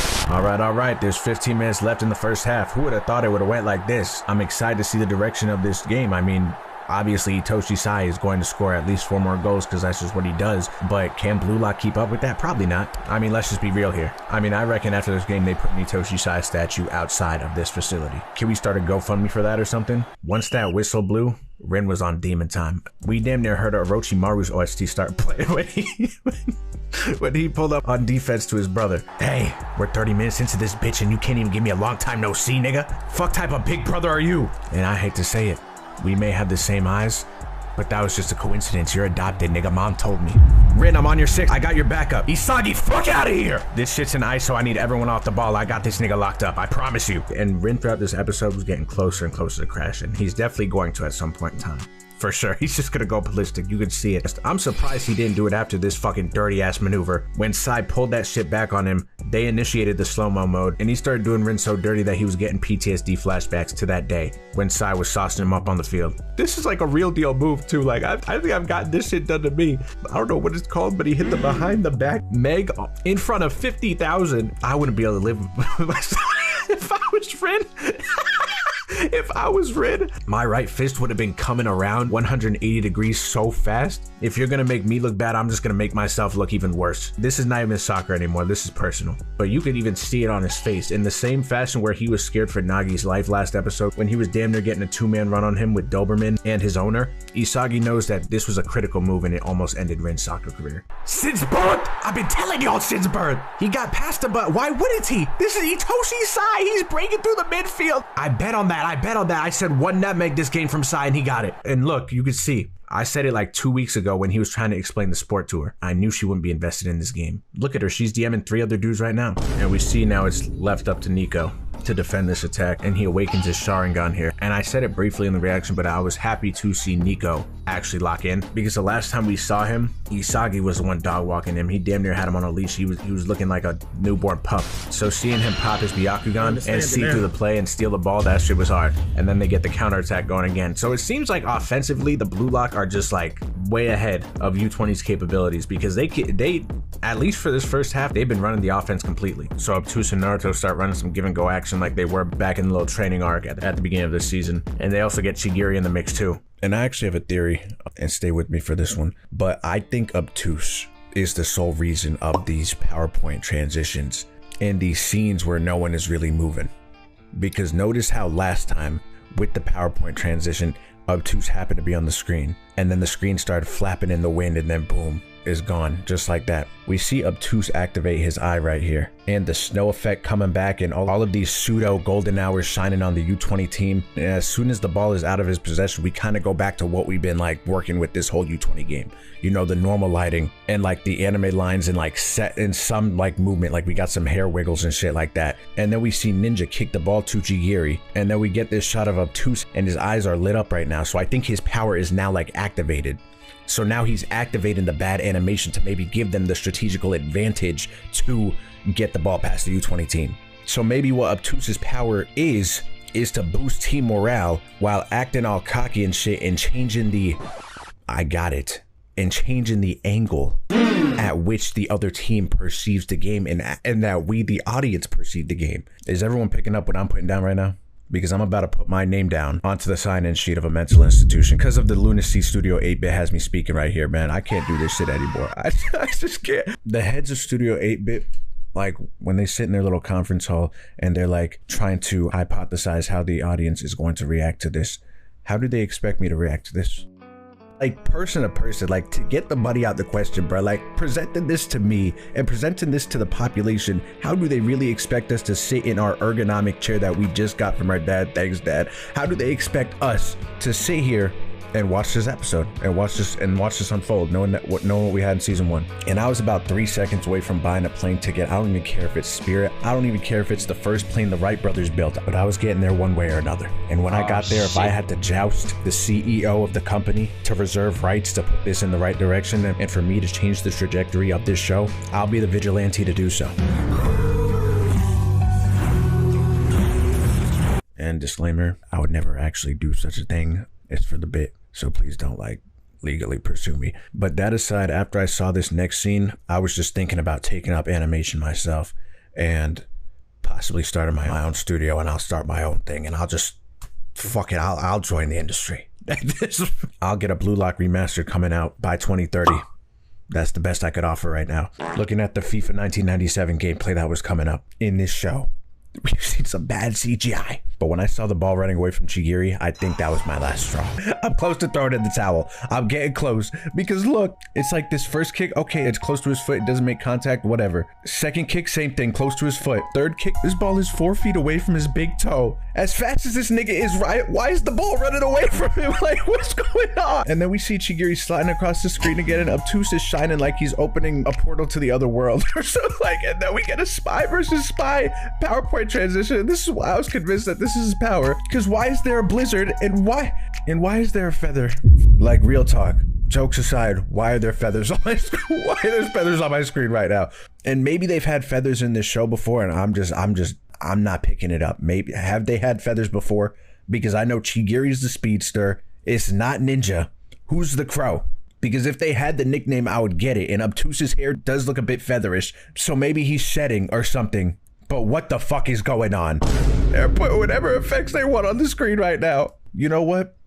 Let's play ball. I lost myself for a minute. Let me come to my senses. I'm sorry. You know what? I appreciate Studio 8-Bit and all their hard work that they've done. I mean, this is the best animation of the year. And jokes aside, I know they have a small team. I know they have bad management. So I'm not criticizing the animators, because if this shit were animated by me, I might have people outside my house throwing Molotov cocktails at the shit, because it would be bad. Let's carry on here. But that shit was too free. You knew Sai was coming in hot for that. And Rin gets that touch. Look how fucking locked in this guy is. And we hear Oliver running up because he's excited as hell to start clashing these fart clouds to see who has the more potent aroma. And it looks like they're evenly matched right now, honestly, because Oliver's over here fighting with his fungal bacteria, haven't washed these socks in weeks type of smell. Like, you could see it and almost smell it just looking at him. And then if we look over at Rin's side, he's clashing with some Salson Blue shampoo and some Old Spice deodorant. So it's basically a battle between good and evil right now. But Oliver was locking him up a little bit, and he's trying to force him left. But Rin decides to shoot a fucking prayer with his right foot and gives that shit a nasty curve to the left side of the goal. Was that Nagi's goal? Absolutely not, but this was still a dirty, like, he was far out. Like, look at Oliver's smile. He is rock solid. You know how there are levels to it? You know, it's like there's a normal one, and then there's like that enhanced one when you like really like someone. Like that Rhino pill mixed with a Broly boost type of brick. That's what he's feeling right now. My fault, y'all. That was on me. I allowed him to shoot. I was not expecting that right foot.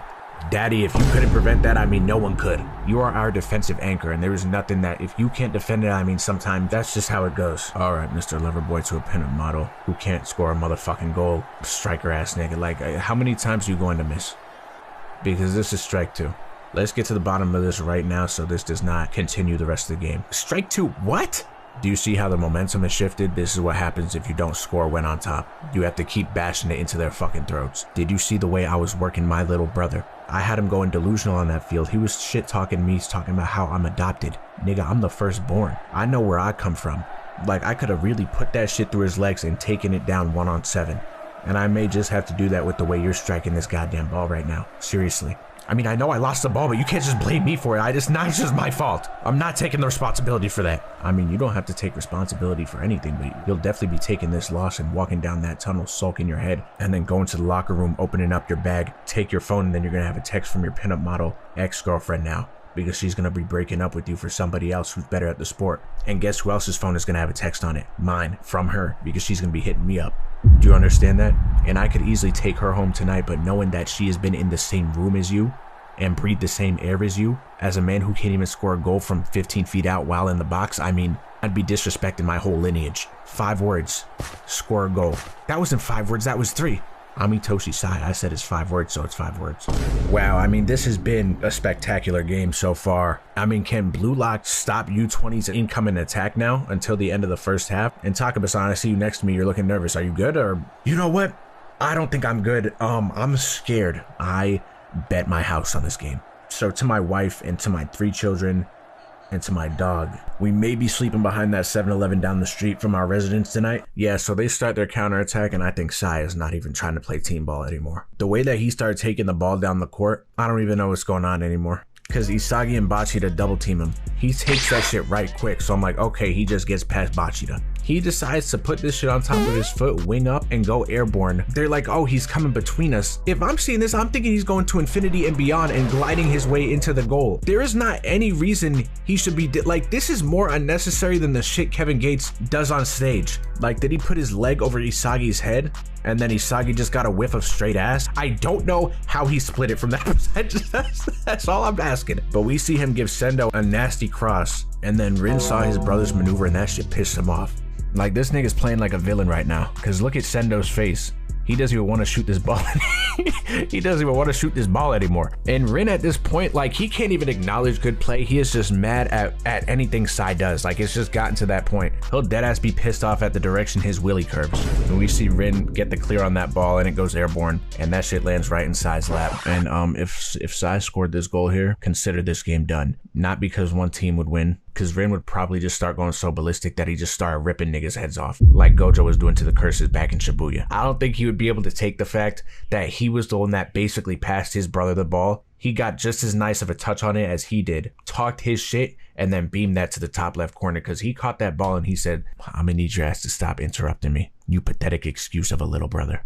Remember when your girlfriend broke up with you last year? Who do you think she cheated on you with, dumbass nigga? Sage pine highlighter, olive leaf, every shade of fucking green. Fuck nigga. And look at Rin's face here. You could see his sanity starting to slip. And we just saw Gagamaru get 1 save, so we know damn well he wasn't getting 2 in a row, at least right now. So I really thought this ball was in. But we see Glam hit the most beautiful, fully extended left-footed save, damn near like Oliver's.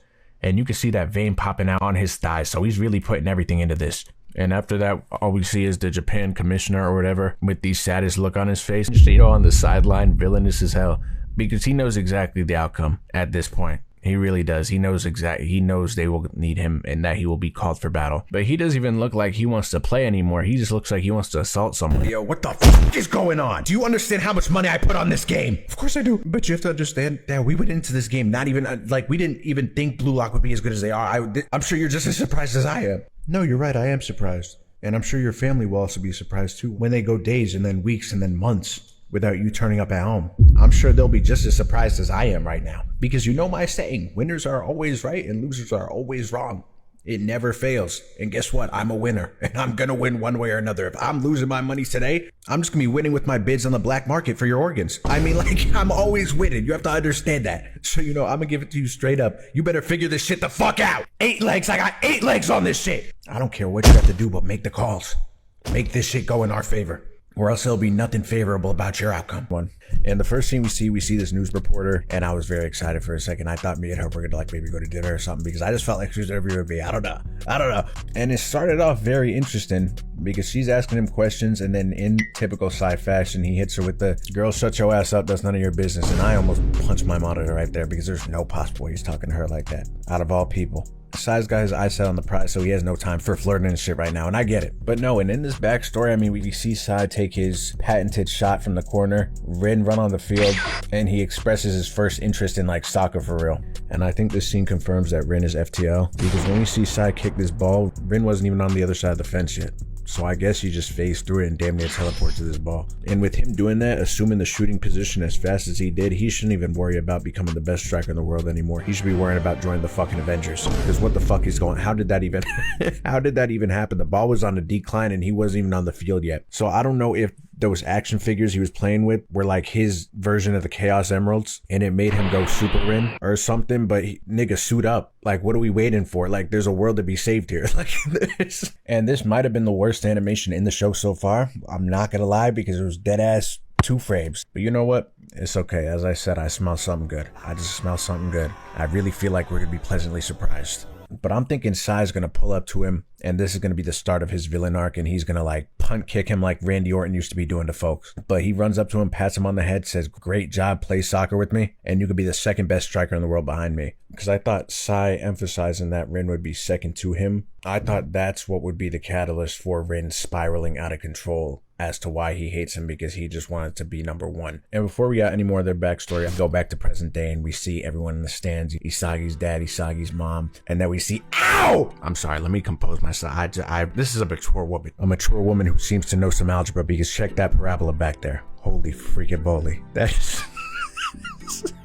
No, actually, let me present myself a little better, like an adult. Maybe she'll want like a song or something like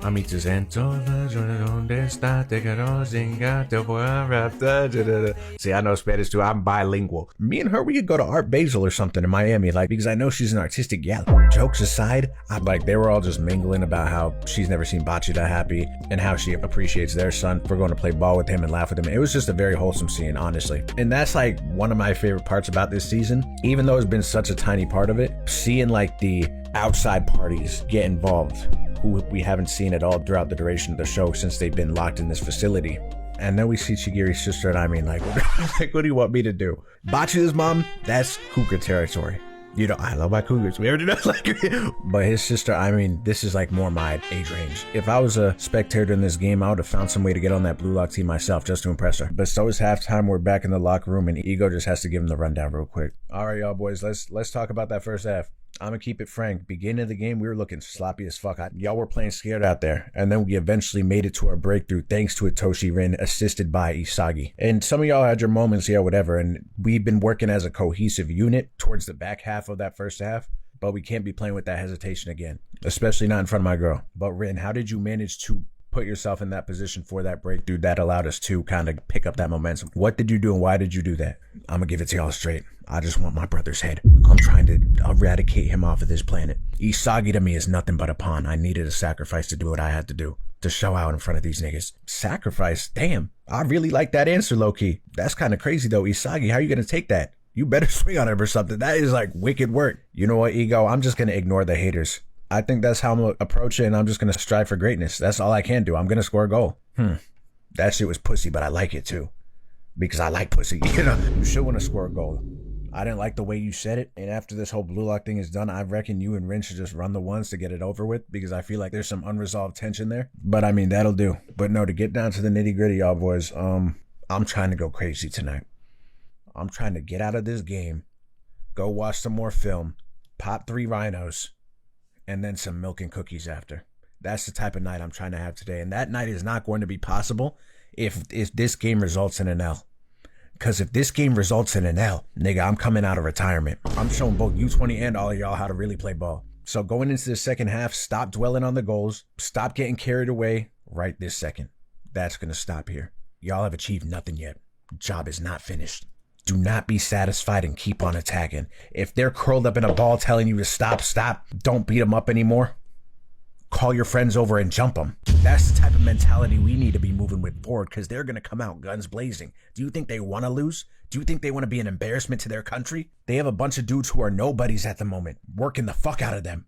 So again, going into the second half, I have one instruction and one instruction only. Do not go out there to play. Go out there to kill. Let's blue lock in. Yeah, no, so after that motivational speech, I damn near suited up myself. But we see U20's locker room. Sai's walking around in his gray Hanes underwear and moisturizing his face, so he was done. He was clocking out for the day. And what happened here kind of made sense. I mean, it didn't kind of make sense. It did make sense, because they had their little bet that I completely forgot about. And then they clearly weren't winning without Shido. So then Sai was about to leave, and then that's how Shido ended up getting into this game. And I also heard that there was a scene here of Shido lacing up where he had like demon wings or something like that, and they took it out, which is kind of upsetting, considering I guess that was a very like notable panel. And I just like hate that they did that, considering we've only been getting the manga panels, you know what I'm saying? So them taking that out doesn't really make sense to me. But this was a hard scene too, because Sai instantly stopped in his tracks and then put his jersey back on and then said, "Go berserk, devil boy, the headliners will be you and me." And Oliver's over here in this corner stinking up the place, excited as hell. He's about to go crop dust on the field too. Shido is just salivating. 30 seconds in, may get damn near a hat trick. Like, look at this reptilian's face.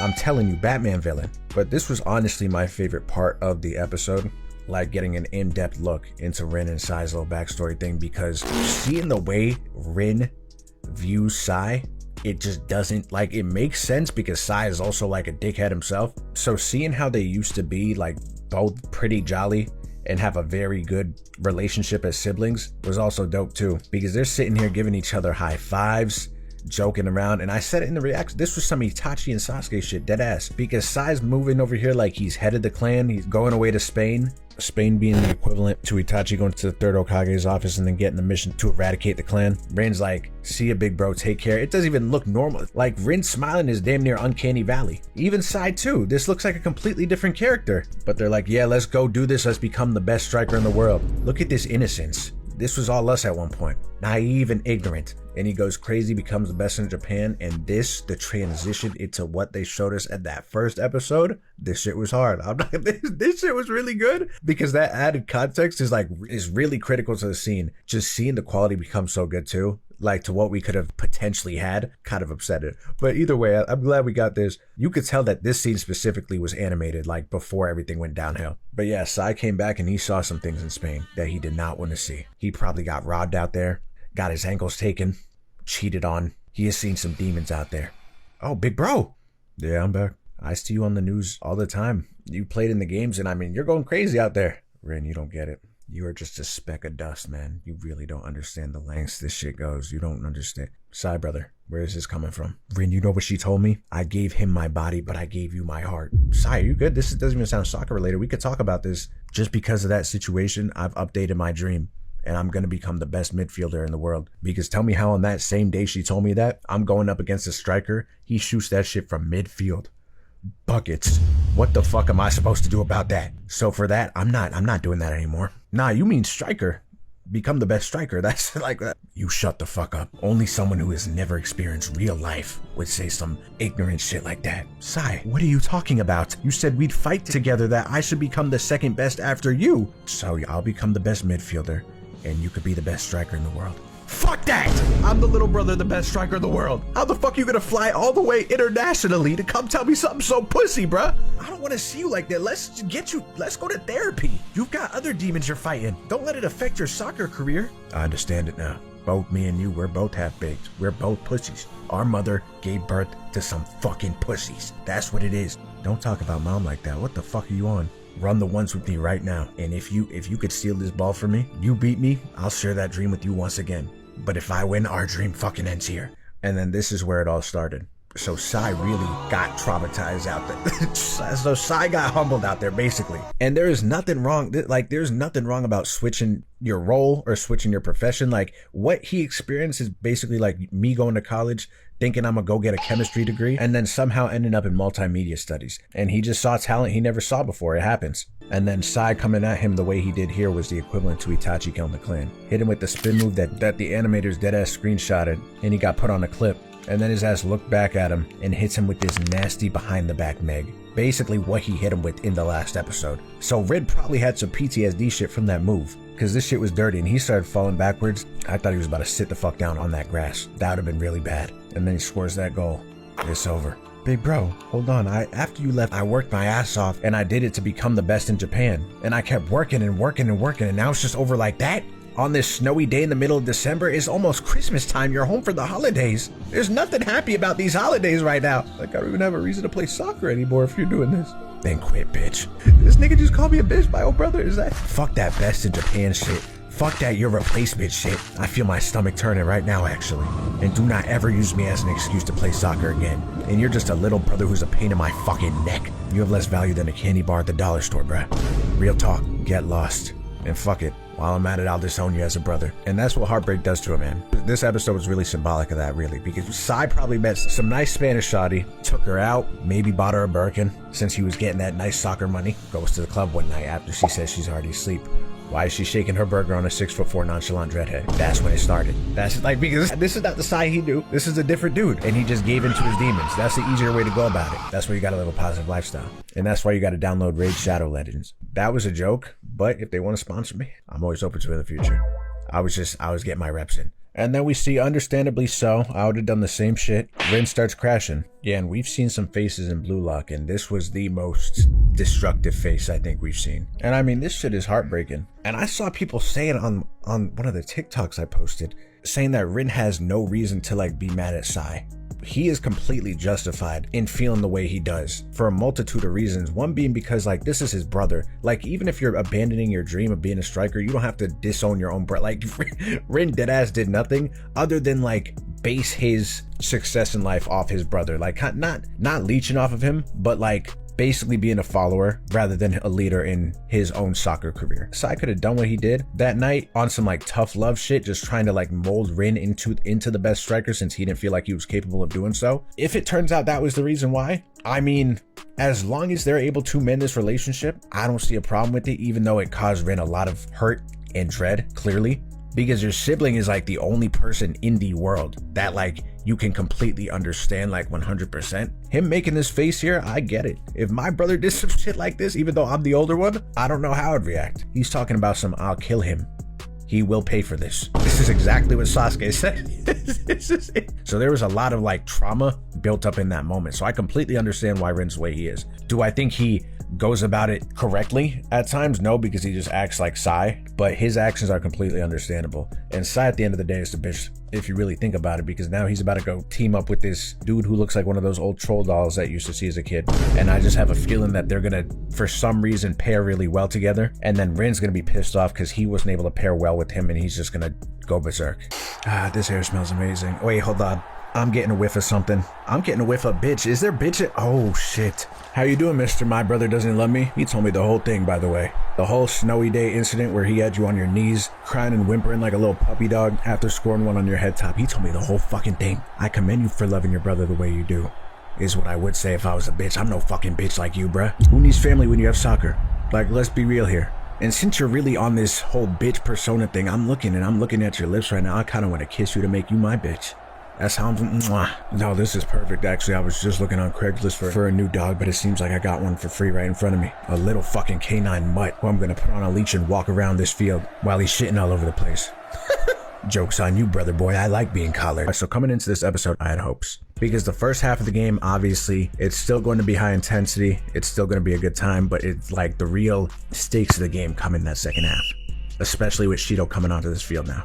And I knew we were in for something special once Shido started listing off nouns, heartbeats, energy, I don't know what he was saying. And he hits like a Sonic Unleash maneuver. And just that alone, that's all I needed to see. BLUELOCK Season 2 is saved.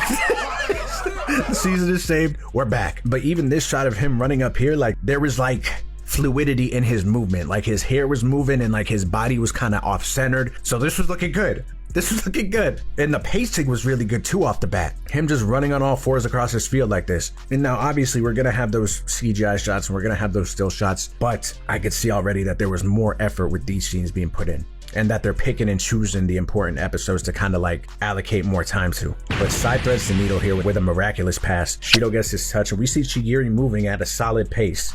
But seeing him pass the ball and do this little give and go action with Orange Justice, I don't know his name. They were going back and forth, and that was very surprising to see Shido do that because I didn't even think he was going to pass the ball one bit. And even just this scene here of Shido sneaking behind Chigiri, and then the pace of him getting to his spot and popping his pills that he stole from the Akamishi clan to give him these butterfly wings, just the pace of everything was so good. And I know Rin is sick to his fucking stomach right now looking at this. And I thought he was going to beam that, but we see Nico soar into him and do exactly what Iko has been telling them to do, which is foul. And if there's anyone you want to get out of this fucking game and break at least 3 of their bones, it's Shido. Good shit, Nico! Murder that nigga! Damn. Hey, fuck you, you garden-gnome ass bitch. You're a roach to me, Mr. Pest. And that foul on you was like raid. Psh, that's me spraying it. Psh, and I got a whole lot more in the supply too because I got my shit on BOGO. So expect more from me. That tears it! But Nico's really got something to prove. He loves the game. You gotta commend him. He's a defensive terrorist. I think every ball he has committed himself to has been stopped, whether it resulted in a broken foot or a clean play. Because he's talking about how fun it is now to trample forward as a defender. That's the type of camaraderie we need on our team. That's a great word. And we need everyone playing like that. Like, look at Isagi here. He is petrified. Because this is not the same Yorkie he was playing with in season 1. But no, so Sai's getting ready to take his free kick. And we see our rich guy, his name's probably like Alistair or something. Let's give him. We see Alistair here who's getting excited for him. And look at his fine shite back there. Again, doesn't know what the fuck is going on. But she's getting her drink on. I'll be taking this one, Sai-chan. The path you want to take to the goal is blocked by your pesky little brother. Let me stuff this shit down these niggas' throats. A big girthy one too. You have no idea what you're talking about either, don't you? You're just gonna kick that ball and hope for the best. Man, shut the fuck up. Hot Topic employee almost took me out for this free kick, so I'm taking it. Do you think that's the way we should go about things though? You feel like you could see a goal from where we stand right now? I mean, you do what you have to do, but like, let's really ask yourself and let's analyze. Use those antennas again. Let's get that 5G going. Is this the best option we got here or no? A move that's possible and an ideal move you want to execute. Think of a situation where those two cross paths and get inspired. Inspire yourself. Side-chat, I won't lie to you, you got me bricked. I'm lucky I wore these compressive boxers 3 layers today. This shit's gonna be tough though, you got it in you? Who the fuck do you think I am, nigga? Dream as big as that thing in your pants. Yeah, no, I'm leaking out. Let's fucking go, let's get... But no, so this scene right here was probably... This was Nagi gold tier. In terms of the quality that we've been getting this season, seeing Shido run up to the ball in slow motion, and then him scurrying off to the side in a very fluid motion, and Sai sitting there with his hands on his hip, instantly locking in. And as soon as Sai moves a muscle, seeing Chigiri's like instant reaction to that was great, number 1. And I think they saw the video. I think they saw the video where the ball was running away from Chigiri. Because look at him here. He's actually moving. I don't know who to thank. This is a surreal feeling. We did it. Like, this is deadass how Chigiri's speed should be looking, and then just a close-up shot into his eye, and then the transition over to everyone just looking like in shock. Everything about this scene was so good. They put their 8-bittersy into this. I didn't want to say it. So if they have a scene like this, I'm just gonna hypothesize maybe they worked backwards on this season. So maybe they got the best like parts of it done first, and then that's why the beginning portion of it was as poor as it was. I even Sai kicking the ball, it felt like there was like pressure there. Like I felt like I got kicked in the chest. That's how you're supposed to be feeling with this show, man. And seeing the ball in his eyes and then getting like a FNAF jump scare sound effect transitioning to Shido's eye this was so good. And seeing the camera pan around Shido, him and his monologue talking about his cells like going through mitosis and meiosis, and him busting all over the place.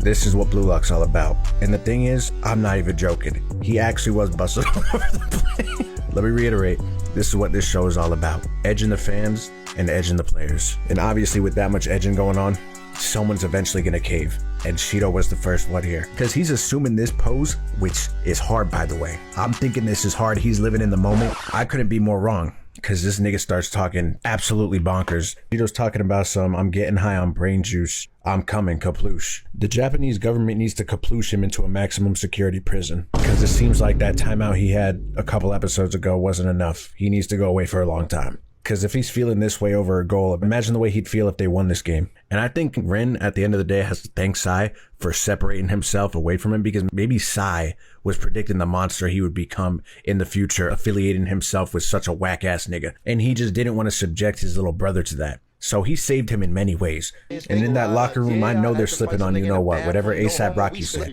We got the fucking Bermuda Triangle of Freak on U20. This sucks. It doesn't get any worse than this shit. And I didn't even see that. Shido was saying to Sai, I really like you. Give me your info later. And then Sai was saying, I'll think about it if you score a hat trick. You know Shido does not want that information to go to the park and run soccer drills. He's trying to drill something into somewhere. That's all I'm saying. But a lot of shit was going on this episode because we see Shigiri holding his knee. So I'm thinking, dude has an ACL tear again. And that honestly would have sucked. And we see Nico also drop to his knees too, so that's the Shido effect. They can't handle his freak. Yeah, so now it's time for some subs. And for Chigiri, I mean, like, he was playing his heart out. Like, out of everyone, really looking back at the tape, Chigiri was sprinting his ass back and forth. He gave that shit everything he had, so I mean, you gotta commend him for that. That was a great play. Oh shit, it seems like Blue Lock is making some substitutions. But I mean, Takuma-san, that shouldn't matter though, because Itoshi Sai is on the other team. So I mean, it doesn't matter who they put in. They could put in Messi, Ronaldo, and Mbappe. But if they're all up against Itoshi Sai, they're basically up against God himself. And now we got number 4 Chigiri Hyoma and number 3 Nico Iki coming out of the game, and they're being substituted for. Is looking like we got number 14 Purple Nurple coming in and number 16 Blues Clues. You did great out there. Appreciate you, Rare. You got this. Hey, nice running, Chigiri. Get a lot of rest. Ice that thing. He's so good. Fuck's wrong with you? What's that look? You got a problem with me taking out of the game, Chigiri, and then giving that look walking to my bench? No. Never, sir! Because if your ass told me you were crying, I would have made you do laps out in the parking lot until you tore both Achilles. And then after that, you fall to your knees and start crawling to me like a zombie on Mob of the Dead or something. So next time you come onto a soccer field, be prepared and bring a body that's legs are not decomposing in front of everyone's very eyes, okay? Let's try and do that next time. You fucking jackass. Are you kidding me? You sitting here feeling the way you feel right now should tell you where you're at as a player, and you're nowhere close to being the best. Everyone on this field is damn near better than you. Fuck it, I'll put Henri out there and she'll do better for me. Your ass is breaking down like a car that was manufactured in the fucking 60s, nigga. Like, we have electric vehicles now. Get with the times. But no, and like, even this scene, I feel like people looking at this scene, and maybe I'm just like looking too deep into it, but like knowing how the world is nowadays, there's a lot of like babying when it comes to like sports. And I feel like the way Ego handled this, like even in a real world context, like maybe using the word idiot was a little harsh if you're the coach, but everything other than that, I think is a great way to coach. Because it's clear Chigiri has the potential to go far, but as he even said in his little internal monologue when he was on the field, on the ground, like he took a hiatus and he wasn't putting in the reps, and that is why his body is kind of breaking down right now. So I mean, I think what Ego is saying here is absolutely right. And Rayo hops on this field, the first thing he's thinking about, he's not even concerned with the 50,000 people he's about to play in front of. He's not concerned at the fact that we have a nigga on the other team who's busting all over the field. He's not concerned about that one bit. He's concerned about his ex who didn't even notice him get out in this fucking field. Talking about, did I make you wait? We're just waiting for you to shut the fuck up. Actually though, they did share like a kind of wholesome moment because Nagi was like, I knew you'd be here. And then he was like, score another goal. If we don't win this, it's over. So it was nice. Genuinely, jokes aside, nice scene. And it seems like they're in the stage of the relationship, like when you pass the honeymoon phase, y'all have dated for a minute, you break up, shit goes south, but then you decide to rekindle and then go about love in a more mature way. It seems like they're in that stage right now.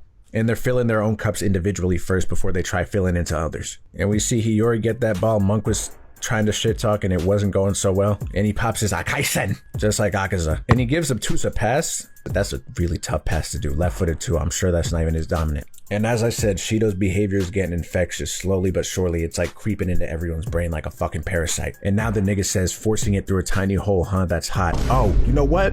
I misinterpreted that. This is still very questionable. This is still very questionable. And we may need to take this up with the commission. He may deserve a couple game suspension for this, because I don't know what he means by this. But yeah, as I said, everyone starts getting infected with this freak virus. He hits a back pass right back to Hiyori. And it's like, now granted, I say shit like this when I'm playing games with my friends too. Not like Nagi saying that's a yummy pass, Hiyori. He's not wrong at all. That shit looked delicioso. Like when I'm on the court, I'll be telling dudes they have a moist stroke. And I don't care. I mean, I get it. I understand it's part of the game, it's part of the culture. But the thing is, you know it's infectious when dudes like Nagi start talking like this. Because even Doberman starts barking, talking about say thank you once you've had a piece of me, you listless kid with a great first touch.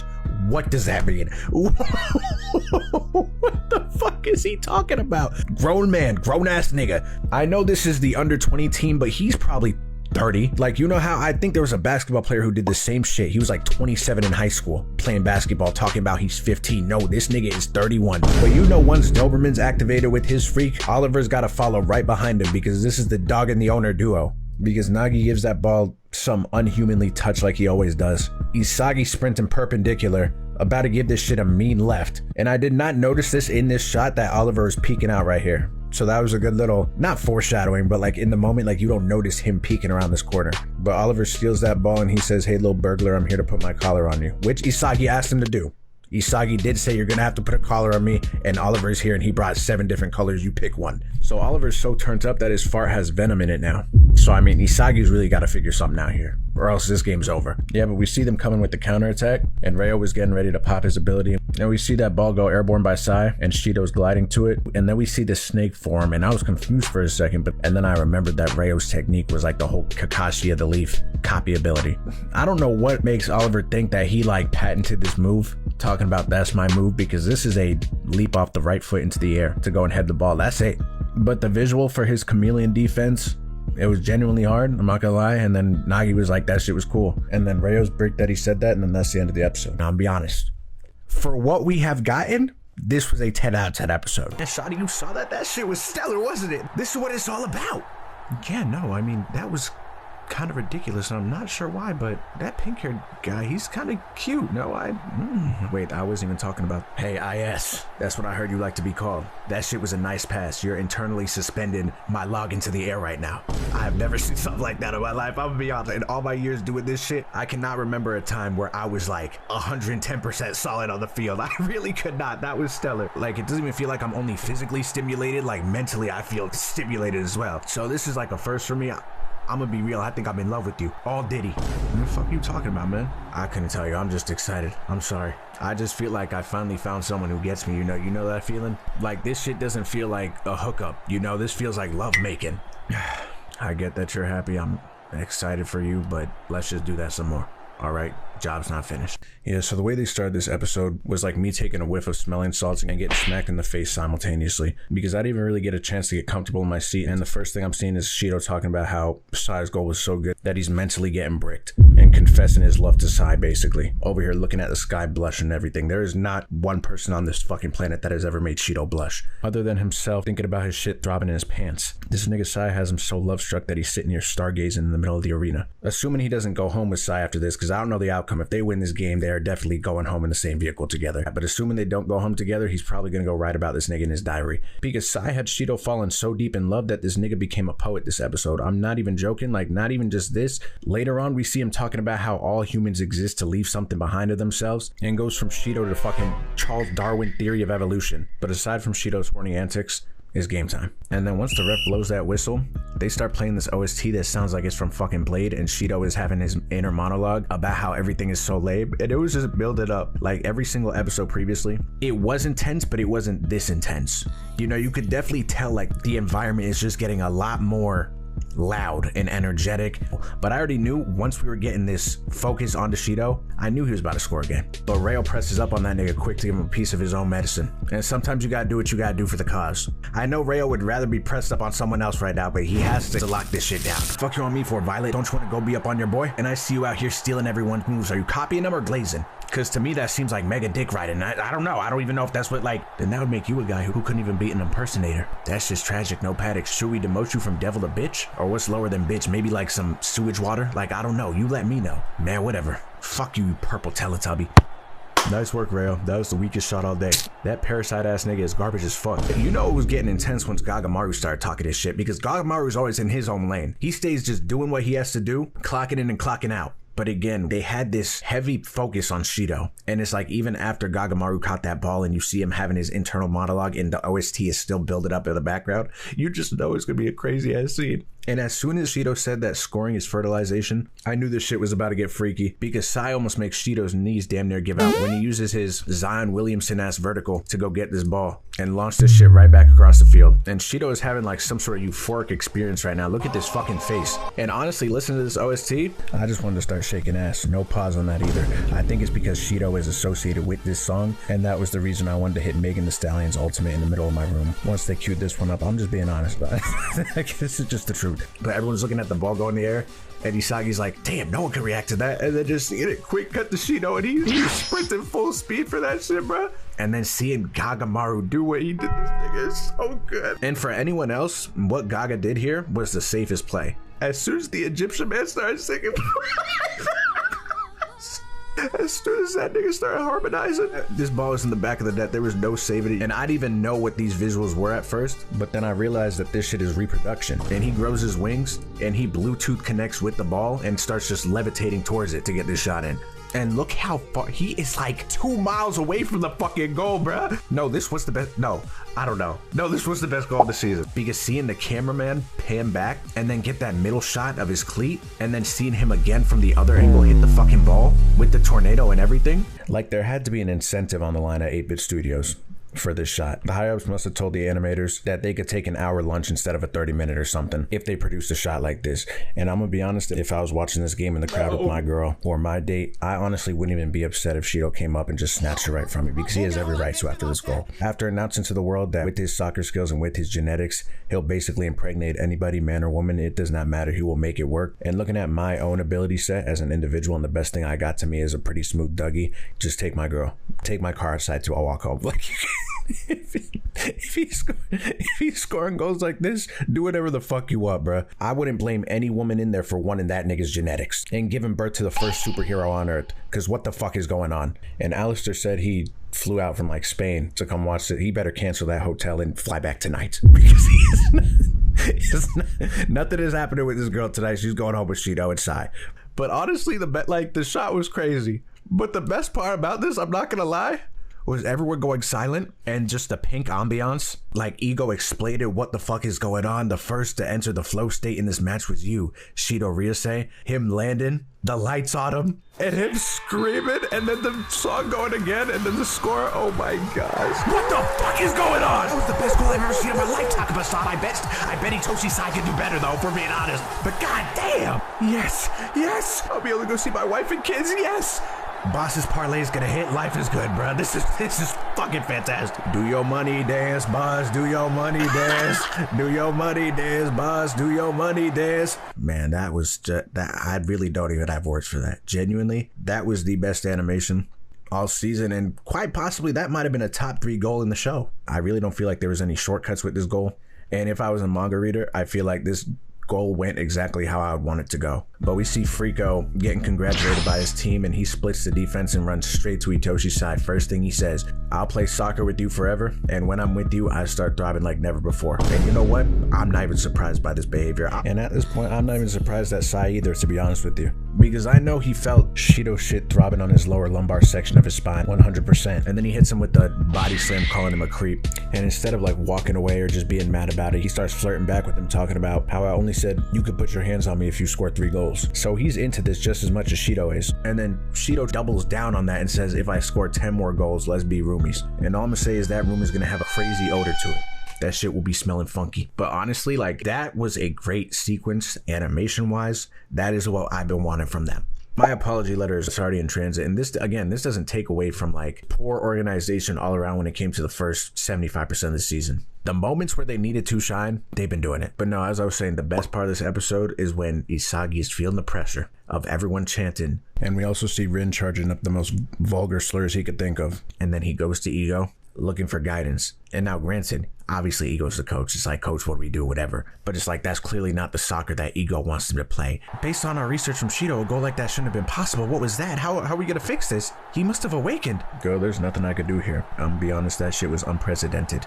I may damn near go coach for U20 after that shit. I'm gonna be real. I don't even. Babe, what are you talking about? If we lose, that's it for Blue Lock. That's it for us. Everything we've done up until now. And this Shido scoring this goal was the equivalent to like you having full coverage on Kobe Bryant and then him pulling that shit from Yucatan and it's still dropping in the fucking net moist as hell. Because Isagi came up terrified as hell, because he didn't even come up and say, coach, what do we do? He came up saying, coach, I don't want it to end like that. So he already saw this shit going downhill. He was like, damn, we cannot keep up with these niggas. What do we do? Coach, I don't want it to end like this. What should we do? We're fighting with everything we've got like you told us to do, but that baboon is damn near on crack. What the fuck was that goal? I mean, am I right, guys? Like, we're still not good enough. But I know there's a way to win, so please tell me, how can we win? Isagi, are you dumb? Real deal. Y'all just can't guard that nigga. He is a once-in-a-lifetime talent. Y'all are trash, and he is just better. That's number one. And number two, Blue Lock has already won as a whole. We dominated the first half. Shido Ryosei triumphed, and he came from our program. And it's all according to my plan. And Bleach is my favorite anime. I took this shit straight from Sosuke Aizen's book. I'm basically the second coming of that guy. Because I've had this shit planned from the jump as soon as this match was announced. Because if we lose this match, Blue Lock and its rules will go down the drain. Me and Henri will probably break up and I have to go back to my wife, who I don't even like that. And the Japanese government will probably take away my house and throw me into the fucking streets. I don't know. I don't know what's for me. I don't know what's to come, but I did this shit for the love of the game, Isagi. I did this shit for y'all. I'll be an outcast. Do you get that? And then all of you guys that have been showing out and producing this game will be given plenty of opportunities from different clubs, opening many doors for everyone's soccer future here. So with that being said, stand proud, Isagi Yoichi. You were strong, but Shido was stronger and hornier. Stand proud. Opening up doors for the future? Nigga, are you crazy? I don't give a fuck about none of that. Not even just me. We all want to win this right now. What? I see what it is. Having this little girlfriend, she's made you soft. Henri, no offense. No offense. I know you guys are loving it. I get it. She's made you soft, coach. But none of us want what's next. We want what's now. And what's now is eating these niggas for breakfast, lunch, and dinner. So let me put this shit into terms that a bitch-ass coach like you would understand. You're gonna take your vector-looking ass, and you're gonna make us win this game. Four-eyed schmuck. That's what you're gonna do for us. You're lucky I don't square the fuck up with you right now. Are you kidding me? This is what you taught us. Very well, Isagi Yoichi. Don't you dare ever talk to me like that again, though, because I will call a Hellstorm missile into this arena right now. That's number one. But if you do want to win this game, an unprecedented win is going to have to come with some unprecedented plans. We're 15 minutes into the second half, and after U20, Shido Ryosei just stuffed that shit down Blue Lock's throat. They're making a substitution now. We got number 13, Barou Shohei, coming in, who looks like he should be in the WWE and not playing soccer right now, but that's none of my business. Maybe this will turn things around for them. Probably not, because y'all already know who's on this field. Shout out Itoshi Sai, and if his parents are here, you guys birthed a phenomenal soccer player. Yeah, so they go ultra attacking with Barou. Babe, are you sure you want to go this route? We barely practice this formation. I mean, putting in Barou was a plan I had in mind. I just didn't know I was going to have to put it into effect. But as I told you, up to now, everything's gone according to my plan. Me pretending to be a bitch in front of Isagi, because you know I'm not a bitch. I was just trying to get him fired up, but the way he got fired up exceeded my expectations. So I'm kind of intrigued to see how this goes moving forward. So basically, you're saying we're going to win this game? Girl, just pipe down and watch this shit. There's no guaranteed nothing. The only thing guaranteed about today, win or lose, is after this game, I'm popping that honey pack.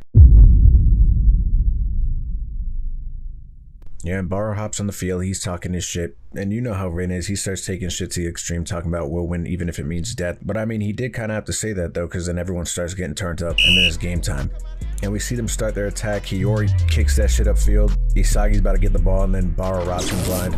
And I'm pretty sure he did this like early season 1 too, so that was a good callback to that. And he started catching bodies left and right. His first victim was, I don't know this guy's name, I'm gonna call him Beige. And Barou pulled that shit back on Beige and had him looking absolutely whimsical. And had his ass damn near running off the screen into the tunnel, back to the locker room, with how hard Barou cut this shit back. And Barou is like pushing 240, 250. He shouldn't be moving like this. Good God almighty, that was an egregious move. What the fuck? That should have been an attempted murder charge. Someone get the authorities in this bitch to lock this thug up. Takaba-san, what do you have to say about this? Hole male.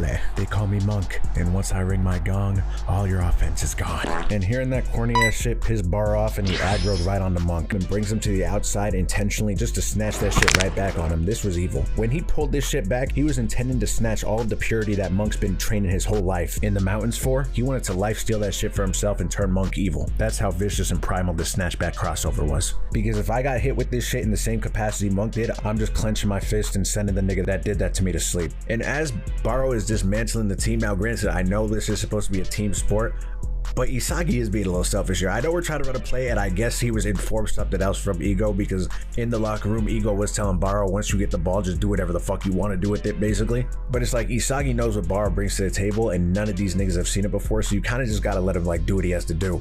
But you hear Isagi call for the pass like 5 fucking times as he's dribbling down the court. Barou, can you pass the ball? Pass it, damn! Isagi, I want to let you know with every fiber of my body that if felons busted into my home and kidnapped my whole family, robbed me of everything I had, and said the only way I'm getting any of this shit back is if I pass you the ball, my family better enjoy the basement they're tied up in for a long time, because they're not getting out anytime soon. And the reverb Off of that, ball hitting the post was loud as hell. But we hear Leukemia's Surfer OST start playing, and he starts saucing the hell out of It Takes Two. And it was almost like everyone was getting into this flow state, and it was kind of hard. So you know people like Barou, Isagi, Rin, probably Sai, like they're now going to get into this flow coming up, and everyone's just gonna be flowing all over the place. But we see Doberman block his angle, and I saw Oliver creeping in the back right. I already knew this shit was blocked. But we see him give that ball the same amount of curve that I was giving balls in Knockout City. And I'm not gonna lie, if they didn't have the defensive juggernaut being Oliver on their team, this shot was definitely in, because their goalie has been just a traffic cone on the fucking field. Like, look at where Oliver is and look at where he is. He was even gonna try and get this ball. he was just gonna watch it go in. And they did him dirty, because he's talking about this sensationist flow, and then he gets flowed on right back by Oliver. And once I heard that H&M tune start playing, oh god. Because as repetitive as they are, those H&M tunes might be the best songs on the market. Those are dangerous ones. So if Oliver has that shit playing, the Blue Lock might just be toast. And I just want to point out, while U20 may have Itoshi Sai, if they didn't have Oliver on their team, there would have been an embarrassment to the whole entire country. This game would be 8-1 right now. Whoever is the coach, first off, fire him, because his players don't know what the fuck they're doing. This team is like when the 76ers were saying to trust the process. And the only thing I'm trusting here is my gut. And my gut's saying that there needs to be some cuts around here, players and management. But him saying that this sensationist flow and then Oliver blocking it, I damn near got secondhand embarrassment for the guy. He really thought in that moment that this was his time. He was scoring that, and he was going to get scouted after this game. Just focus on the area you're assigned to and let the striker do what he has to do, Oliver. But coach, I want to be the best striker in the world. I don't just want to get assists. And I want my wife back. But you know, she decided to leave me for this young stud coming up. I think his name was Ego Jinpachi. You know, I'd love for her to come back. Seriously. But guess what I'm not getting? Can I please just have a role where I get to play the style of soccer I want to play? That's all I want. I just bought these glasses and I'm about to break them. I really don't want to do it, but these are the types of conversations that contributed to the reason why I'm bald right now. I used to have such a luscious head of hair. My wife used to call them my luscious locks, and now my head might as well be a soccer ball, because it feels like you're damn near kicking my skull in with this malarkey that you're speaking. Soccer's a team sport, and everyone has the role, and if you don't play by our rules, I won't put you in matches. I don't give a fuck about the money that your parents are putting into this. I'll take that shit and I'll take it to the strip club next week. All right? I'm overcharging every parent here. On what planet are they charging convenience fees in travel sports? My planet, that's for sure. But that's the only one. And if you tell anyone about this, not only will you be kicked off the team, I'll make it a point for you to never even touch a soccer ball again. So you better keep those lips sealed, buddy, because I'm a scammer. And I'm gonna keep scamming. So we hop into this episode, and they're trying to serenade us with some jazz, and it was beautiful. I wouldn't be opposed to frolicking with some tantalizing bodaciosity to those saxophones. I'm not gonna lie. And I said in the reaction, every single song from this season, comparing it to Bleach, since that's really the only other anime I'm watching right now, kind of neck and neck. Like, both have had really top tier soundtracks. But starting with Oliver's little backstory, I think was a nice touch, just seeing how he came into the defensive role.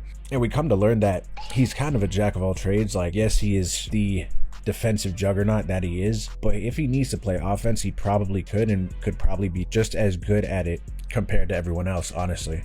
But he gets that clear, and then we get that counter building, and we see him in his matrix vision analyzing the field, and he awakens his LimeWire eye. And let me add really quick, this nigga Sendo, whether they win or not, and even if he scores a goal, he should just hang it up. He's been getting bullied on the field, because Ring gets that ball and exposes the fuck out of him. And he had that man looking like he was taking off for a long jump. That was a 30-ass move. And Rin tries penetrating the D, maneuvering through their bigs, and he hits Oliver with his mean spin move. But then that D penetrates him back and starts grabbing onto his right pectoral muscle. And the way these niggas play defense, like, it looks like damn near everything is a foul. Look at how Oliver is all up in this nigga's armpit right now. Rin's about to hit him with a DDT. I see what it is. Look at this face. He's attracted to the smell because he's a smelly guy.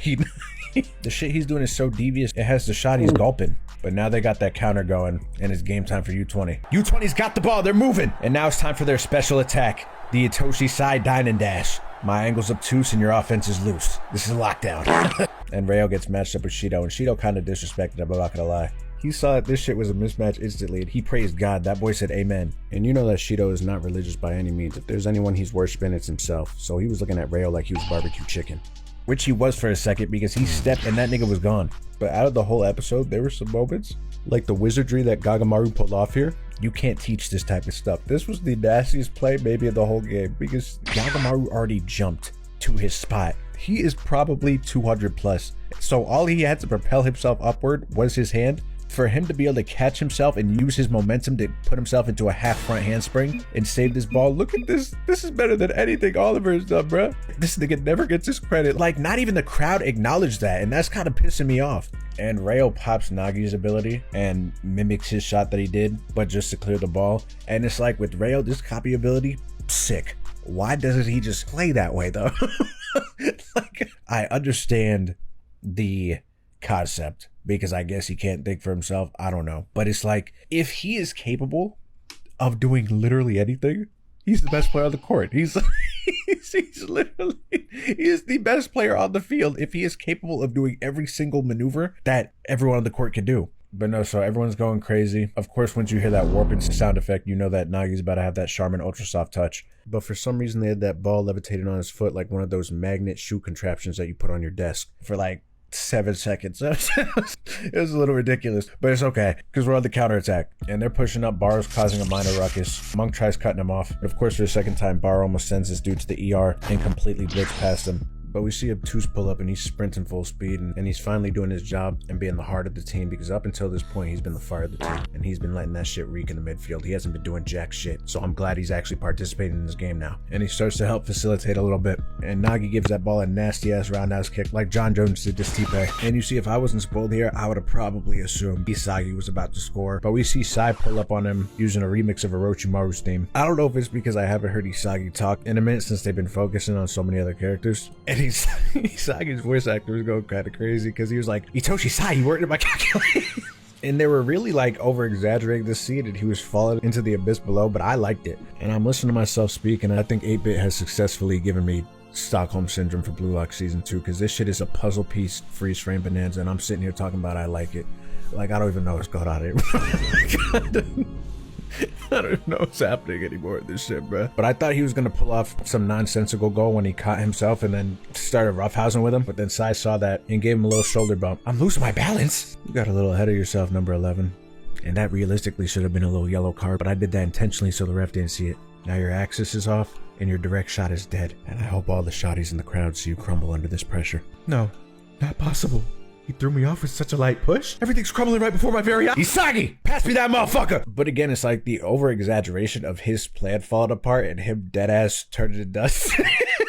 It's like, that shit was as stupid as it is. It's great. And then him being able to get a pass off to Rin and seeing this intensity build up, but then that strike of lightning, and then Barou's coming in straight through the middle with Doberman and Monk grabbing every fucking limb of his body. So I mean, with this shot, clearly the refs are getting paid because they're latched onto him like they're both his children, and they both just asked for uppies onto his back. This shit should be a technical foul and a suspension plus a fine. I don't know what the fuck these dudes are doing. And we see Barou take this shot, and arguably I think the visuals on this shot were a bit smoother, and maybe I'm tweaking. Maybe it's just because I like red, but seeing him kind of charge up this shot and scream, and also the pace of it too, with the line just coming out of nowhere, I think that little section of animation was kind of on par with the Big Bang goal, and I really liked it. But there was something about how they structured the scene that kind of made it lose its momentum instantly as soon as it went from the ball hitting the back of the net to everyone in the crowd just sitting there, and you hearing the lion roar as it's not like, as the camera is not on him. Now granted, the shot of him jumping with his shirt off and then everyone cheering in the goal, this was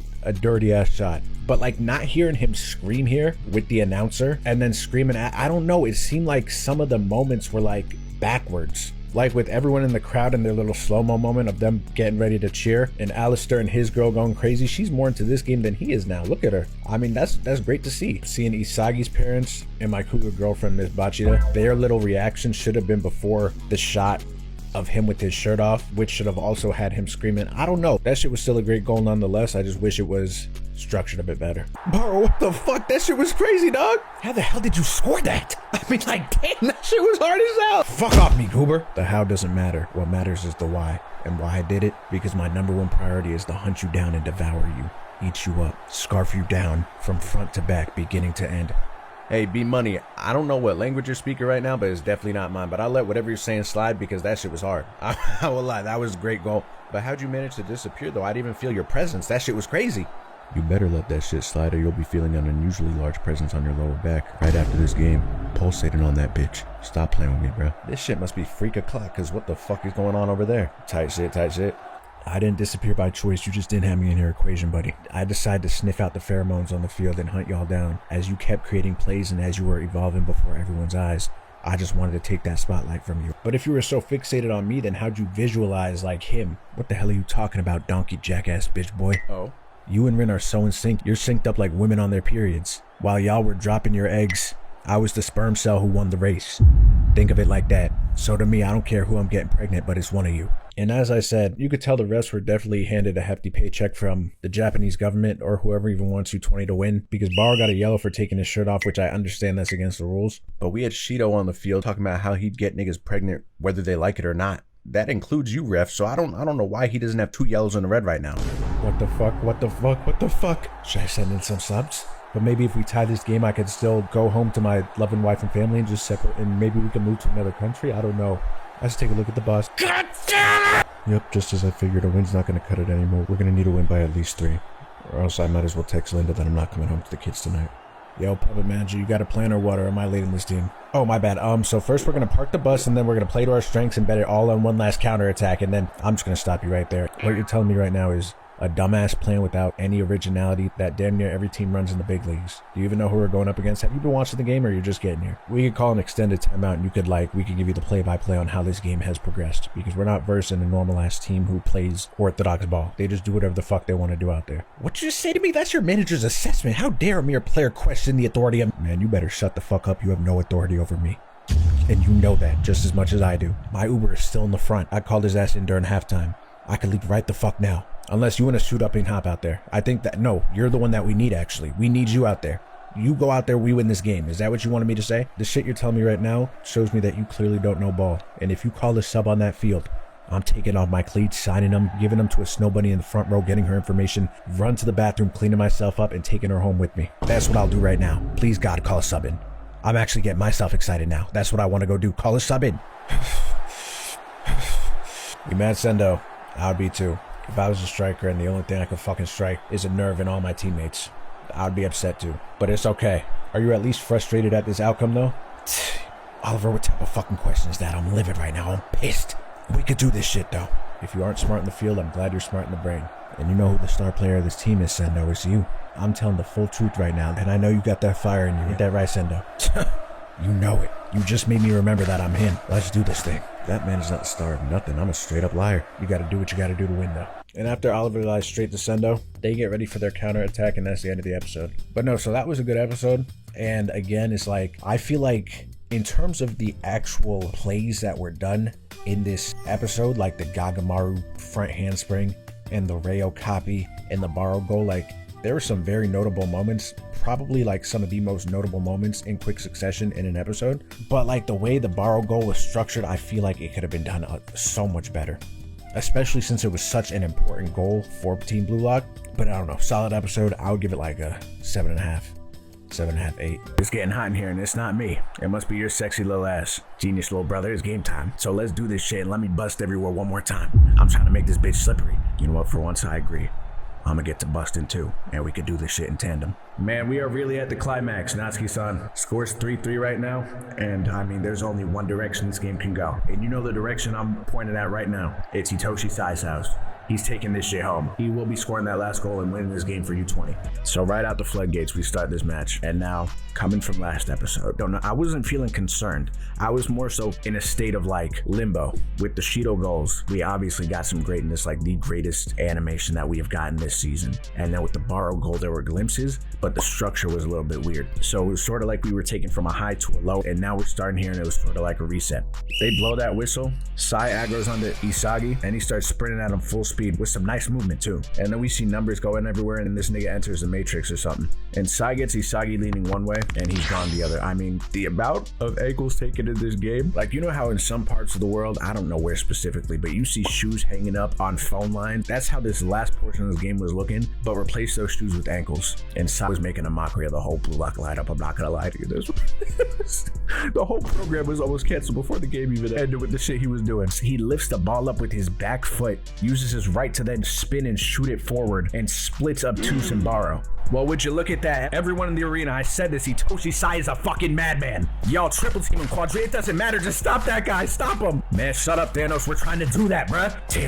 Damn it, that's just mine, cookies. And then he gives his brother the meanest side eye. He didn't even have to do this shit. And he just chips that shit right over Rin and has him sliding it like he has the PhD flopper augment on. We see Rin start calculating and trying to understand his brother's movements and how to read him. And while he's having this inner monologue, we see Sai still abusing the rest of the Blue Lock team. And his next victim was leukemia, where he just stopped on a dime and crossed this nigga out of his own body. Just like how Doctor Strange did to Spider-Man, same shit happened to leukemia here. And the thing is, Sai could have probably just stopped, pulled it back, and then Lou would have been in one motion, but instead he stopped and then put that shit through his legs for no reason at all. That move was so vicious, he is in visible pain. Look at his face. He's wincing right now.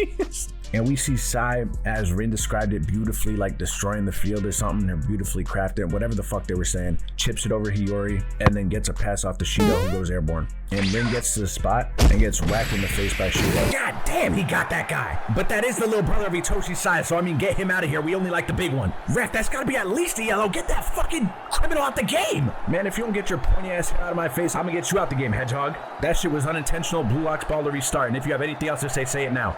You moron, I paid the refs. They're not throwing me out of this fucking game, I promise you that much. And we see Rin kind of changing right before our very eyes. And I think that kick to the head maybe knocked his bolts loose, and that's why he ended up maneuvering how he did. Maybe he got CTE. So maybe they should have taken him out of the game for concussion protocol. Yeah, and they start getting this push-up again, and Bachida is parallel with Isagi right now, talking about how the last piece is him and the monster has arrived. And from this point, I was like, okay, let me take my pants off. Let me just do it. Because I'm not trying to ruin my $50 Nike shorts. Because once his monsters are woken, then mine is too. And they do some nice triangular trade. Barou starts throwing the game for whatever reason, as if he didn't already have his moment just now. But thankfully, Bachida is such a cool ass dude, man. Like, we hear his theme song come on, I think, for the first time since season 1. And we see schizophrenic Bachida awaken. He just started doing shit to do shit. I don't know what he was doing. Like, he was hitting whatever this... Next time I go to the club, I'm hitting this. Like, he was just toying with, and if there's one nigga that got exposed time after time, I'm surprised his bones in his legs are still intact, is Build-A-Bear right here. Because he couldn't catch a break. Everybody on Blue Lock's roster, including the bench somehow, took his ankles this fucking game. And we see Bachida do 20 scissor feints, whatever the fuck they are, fake the nutmeg, and rainbow that shit over him. And he's going berserk. He starts speaking a different language. He says, let's go bang bang swift, turn zuop. He sounded like that song by LMA, and Build-A-Bear wasn't the only victim too. Doberman also got exposed. They try pinching him, he hits him with a spin move, and he's gone. And he pulled out his favorite line again, once Oliver started talking. Shut up, you NPCs. That's how you know a nonsensical move's about to come out. But Bachida fakes the shot and then bounces it off the ground over him. It's just doing stupid shit now to do it. This shit was the same shot of Venom dunking on Spider-Man. Except that this goalie is nowhere close to Spider-Man. And it was nice getting a little boom from Bachida, like he was doing that shit before the Costco guys. And it was nice to see him say that at least once this game, even though Sendo did clutch up and save that ball in a Gagamaru-esque fashion. Damn, that shit was a good ass save. I can't even criticize that. That shit made me break. Man, Sendo, get the fuck up. Is defending all you can do? You damn near scored on the wrong goal just now. Man, Ali, shut the fuck up. The U20 star player, you know exactly who that is. That's me. Man, stop lying to yourself. No, it is. It's me, and I don't care about any pinup models anymore. I'm not trying to marry a Corinna Kampf. I'm over that. I'm going for a movie star actress, a Sydney Sweeney. Not if I get my hands on you first, boy. He truly is an idiot. He doesn't even get it. He needs some chocolate in his life. What the hell are y'all talking about? Man, I love to see it. Expose yourself and take your pants off for all of us to see, boy. Mr. Commando Striker, I love this shit. So then they start the little counterattack. Rayo puts his body on the line going horizontal to save this ball and headbutts that shit.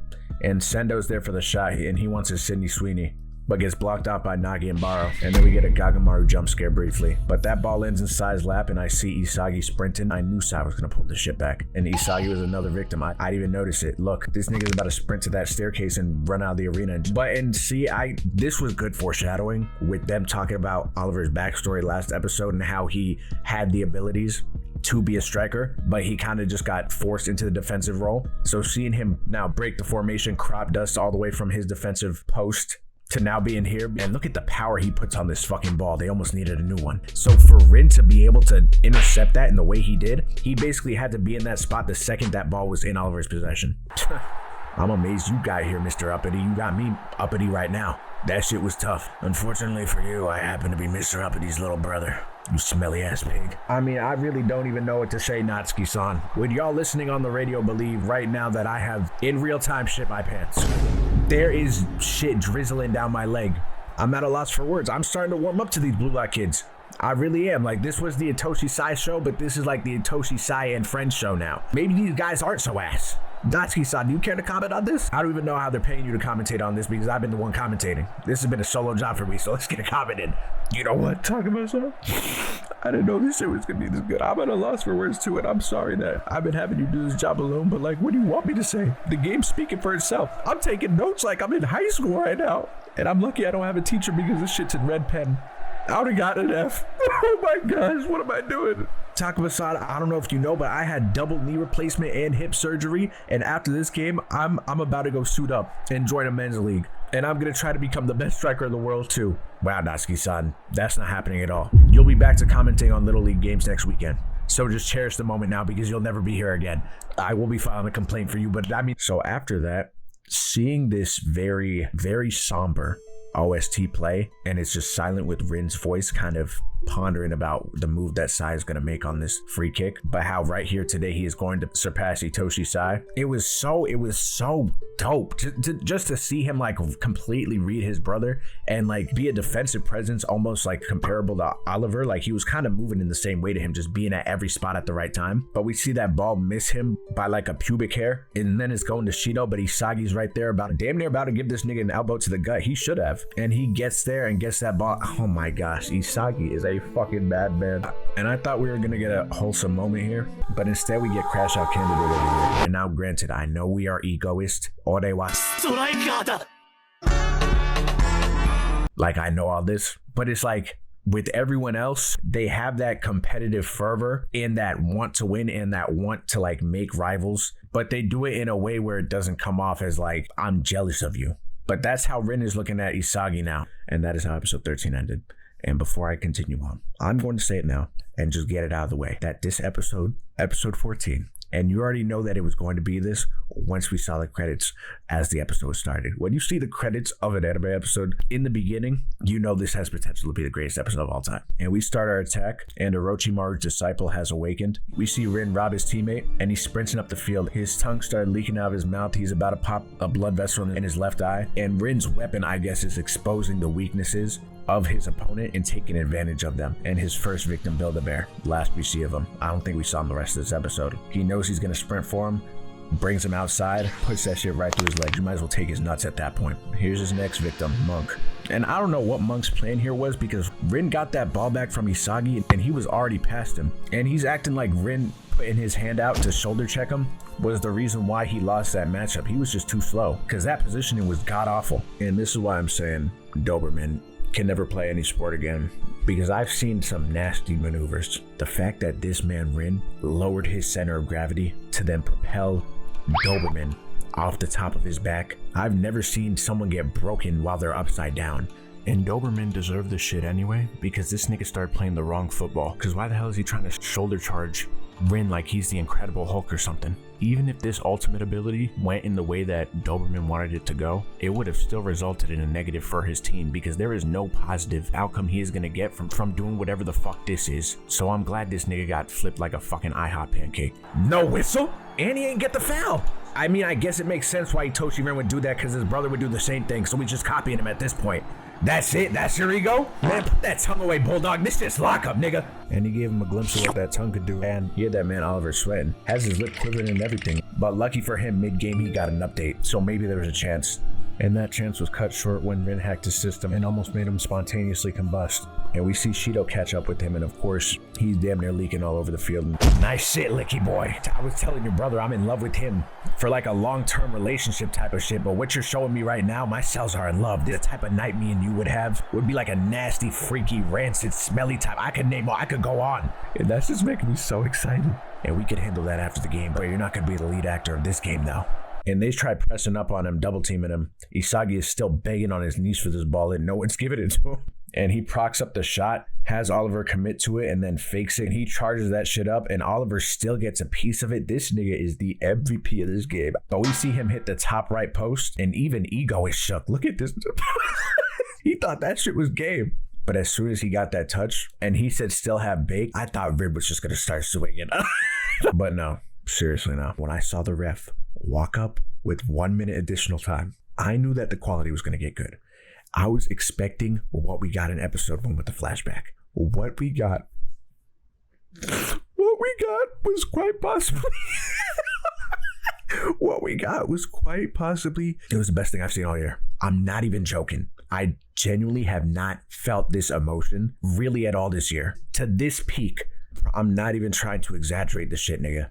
I'm not joking. And we see Shido on a full sprint, beautiful leg motion, beautiful everything. Y'all boys lock in, I'm dead ass. Lock in. Y'all pull that shit back like they're uncircumcised. Do that, for real. Someone catch a murder charge out there if you have to. Let's get it, please.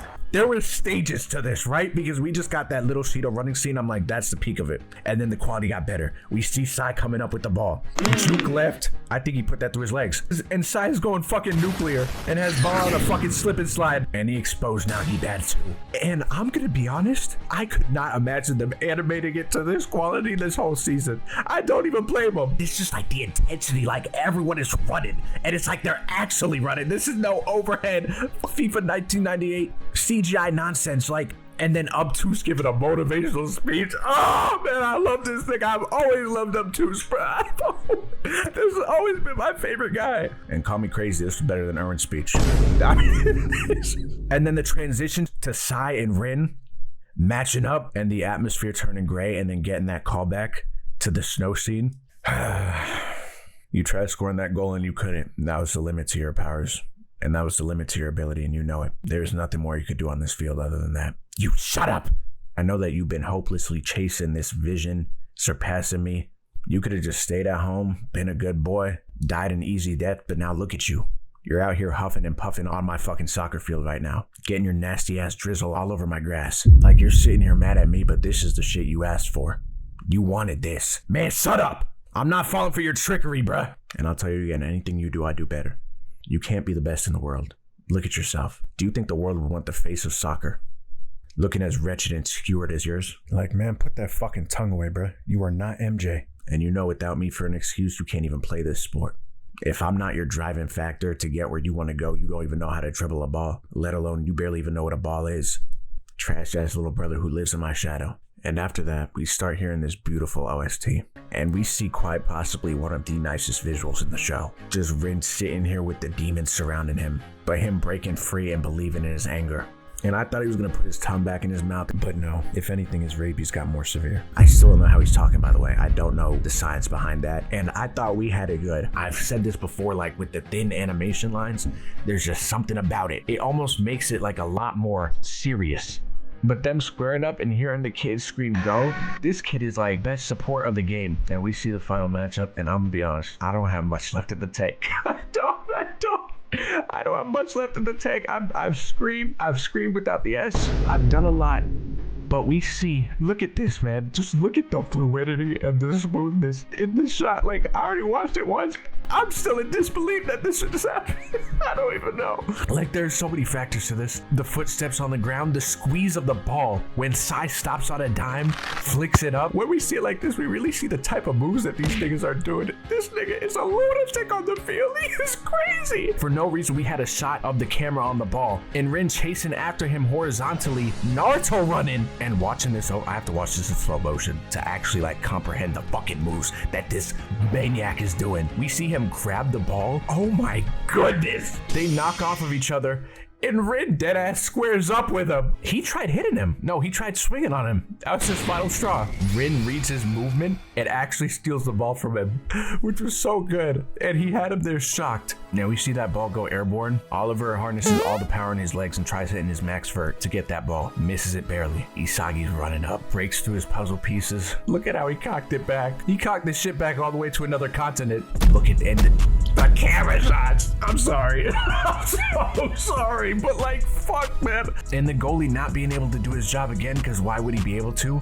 And then this middle shot. This nigga is hard. If the goalie got his hand in front of that ball, he would have been an amputee, because that was money regardless. And one of the hardest shots, no, the hardest shot of the year. Seeing Isagi land on the ground and put his arms out like this was colder than your favorite main character. There were so many factors into this. The kid who's been cheering this whole game, who has a U20 shirt on, him getting excited for this nigga and seeing him switch sides, seeing Alistair and his girl turning up for this shit. He's getting played tonight. I don't care. Oh my God. They're gonna go 3 rounds at least tonight. And how she is like into this game more than he was. When at the beginning she was DMing her side pieces on Instagram.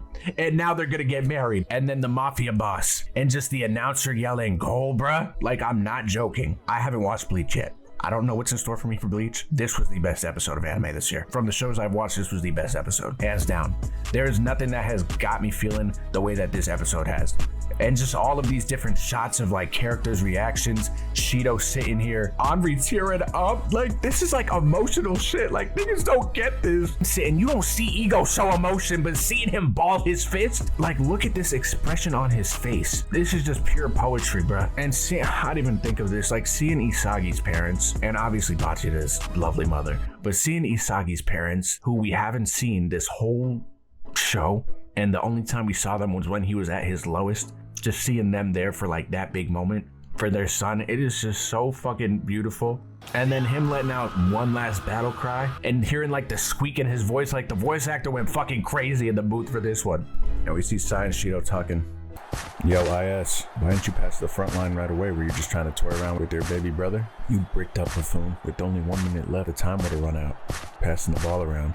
So I just did what I felt was the best maneuver at that point, and then he just got there before you could get to the goal area. That's all that happened. So it seems to me that that was the big brother miscalculating his little brother, and that was not my fault, so then we can count that as my goal. I'll be taking your number, LinkedIn, and your Snapchat. 3 goals for 3 pieces of info. You know what? Fuck it. Wait till I hit the shower first, then I got you. You better lock that door, because if you don't, I'm diving into that shower like this shit's the Olympics. And this was like this. I thought he was gonna be like, man, shut the fuck up. I don't care. And like break his promise. But it's clear he wants to keep playing ball and balls with Shido. And that's completely fine. So let him hit the shower and let's see what he does. Nice goal, hero. There was nothing I could really do about that. You saw what I was doing out there. I was putting my body on the line. Half of my teammates were out there like toddlers and they were walking for the first time. But I did my job and that's all I care about. But were you fixed on my positioning the whole time? What was that about? Yeah. I mean, and I just was looking for a spot I could take my direct shot. So you reflexively ran to a spot where you could meet all of your conditions, huh? You were just at the right place at the right time, and you worked hard for that spot. That was beautiful ball. There's nothing I can say about that. And just seeing Oliver and Isagi have this moment was just good sportsmanship. Like, you love to see shit like this. I don't know. And I mean, it's like, I'm pissed. I'm upset that Rin is like the way he is, because he's clearly hating like from the side right now, like on Isagi, because he wanted his moment. He wanted to like prove something, whatever. But Sai is a Hall of Fame instigator and villain. We're talking about greatest anime villains of all time, but only for his brother though. Like, you know how Kurapika gets a power amp when he's up against the ants? Sai gets a villainous attribute boost if it has anything to do with Rin. But he said Renan was actually having a like conversation with him for a second. Glimmer in his eyes. There's a glimmer of hope. But it's like, again, if Sai was nice here, will he even like, he may retire today. Sai kind of had to do it. Sai kind of had to do what he had to do. Hey, Rennie, I missed you, man. Real shit. And I misread this situation, low-key. I didn't even think Japan was capable of producing a decent striker, but I mean, it seems like I've been proven wrong. Big bro. And honestly, man, I've been a bad big brother. I've been a bad one. You're right. And what you showed me today is that you have the potential to be the best striker in the world, and that you're capable of great things in life. Just not this lifetime. Because the one who's going to take over the striking world is that Isagi Yoichi over there. Because as I said before, nigga, you are trash. You've got potential. But you know what they say, potential and kinetic energy, and there's nothing kinetic about you right now. And the only reason you have a sliver of that potential energy is because my blood runs through you. That Isagi guy over there, he's an egoist. You're a bitchagist. I don't even have, like, I'm so flustered right now by how poor you performed. I don't even have a cool word to say about it. You're just an ist, bruh. No ego, no nothing, just an ist, lil ass boy. If I'm written to, I'd black out. I'd black out, wake up the next morning, hopefully wake up the next morning in a prison cell. And the thing is, jokes aside, like, Sai really, even if his methods aren't the most practical, for a patient like Rin, because he might as well be a mental patient at this point. For a patient like Rin, it's like you kind of need to go about it in that way in terms of him like rising to the top. But ESPN wanted to interview Isagi after his goal, and this was just a beautiful speech overall. Alrighty, here comes Isagi Yoichi of the Blue Lock 11, who scored that incredible goal a few minutes ago. Let's see what he has to say about this. Tell us what's on your mind now that the game's over. That was a beautiful goal, beautiful finish. How do you feel? I mean, I'm really happy, and don't get it twisted. Like, this is a normal occurrence for me. They call me Himsagi, and that's my nickname. I don't know, man. I feel great. And with that emphatic goal, you joining the U20s is just within your reach. What are your aspirations for the soccer world? What do you plan to do moving forward? What lies ahead for Isagi Yoichi?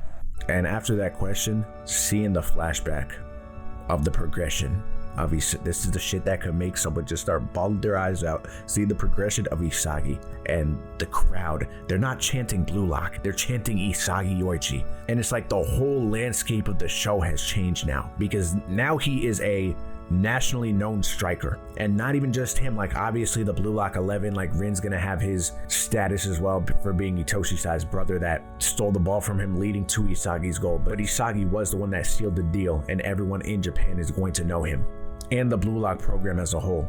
So now we're gonna be getting like different comp, I'm sure, and internationally, like, it's gonna be, everything's gonna be different. But seeing that little flashback and him giving his answer, I mean, it was just a beautiful way to end the season, man. I want the cup. What? The U20 Cup. Me and my boys at Blue Lock. You know what? That's not even it. We're not going to win the U20 Cup. I will lead this team. I will lead Japan to win the U20 World Cup. That's what the fuck's going to happen. You shouldn't have given me this mic because I'm about to spaz. Hold on. IG, turn on that beat that I like. The speaker's right over there. Appreciate you. Shout out to my parents, first and foremost. Shout out to U20. Shout out to the Blue Lock 11. Shout out to Ego. I'm gonna make this a song, but I'm gonna freestyle it off the dome for you right now just to get that structure going. Listen. Yeah, my name Isagi, they threw me a bone. I took that bone and I sent that shit home. What was the score? Score was 4-3. How did it get there? Oh, because of me.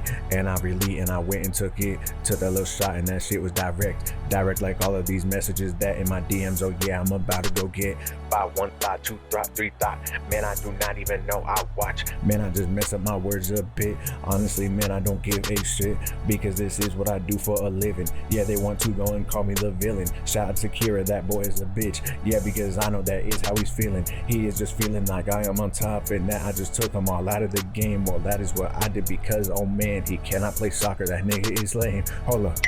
Can I say that? Yeah, I can, because I'm Himsagi, bitch. And you know, this is just what I do, and I'm gonna go and make a little Himsagi sandwich. Yeah, I put the meat in it, because that is what I do. I will go do this, oh man, and I'm about to go take off my direct shotted shoes, and I will go sign them.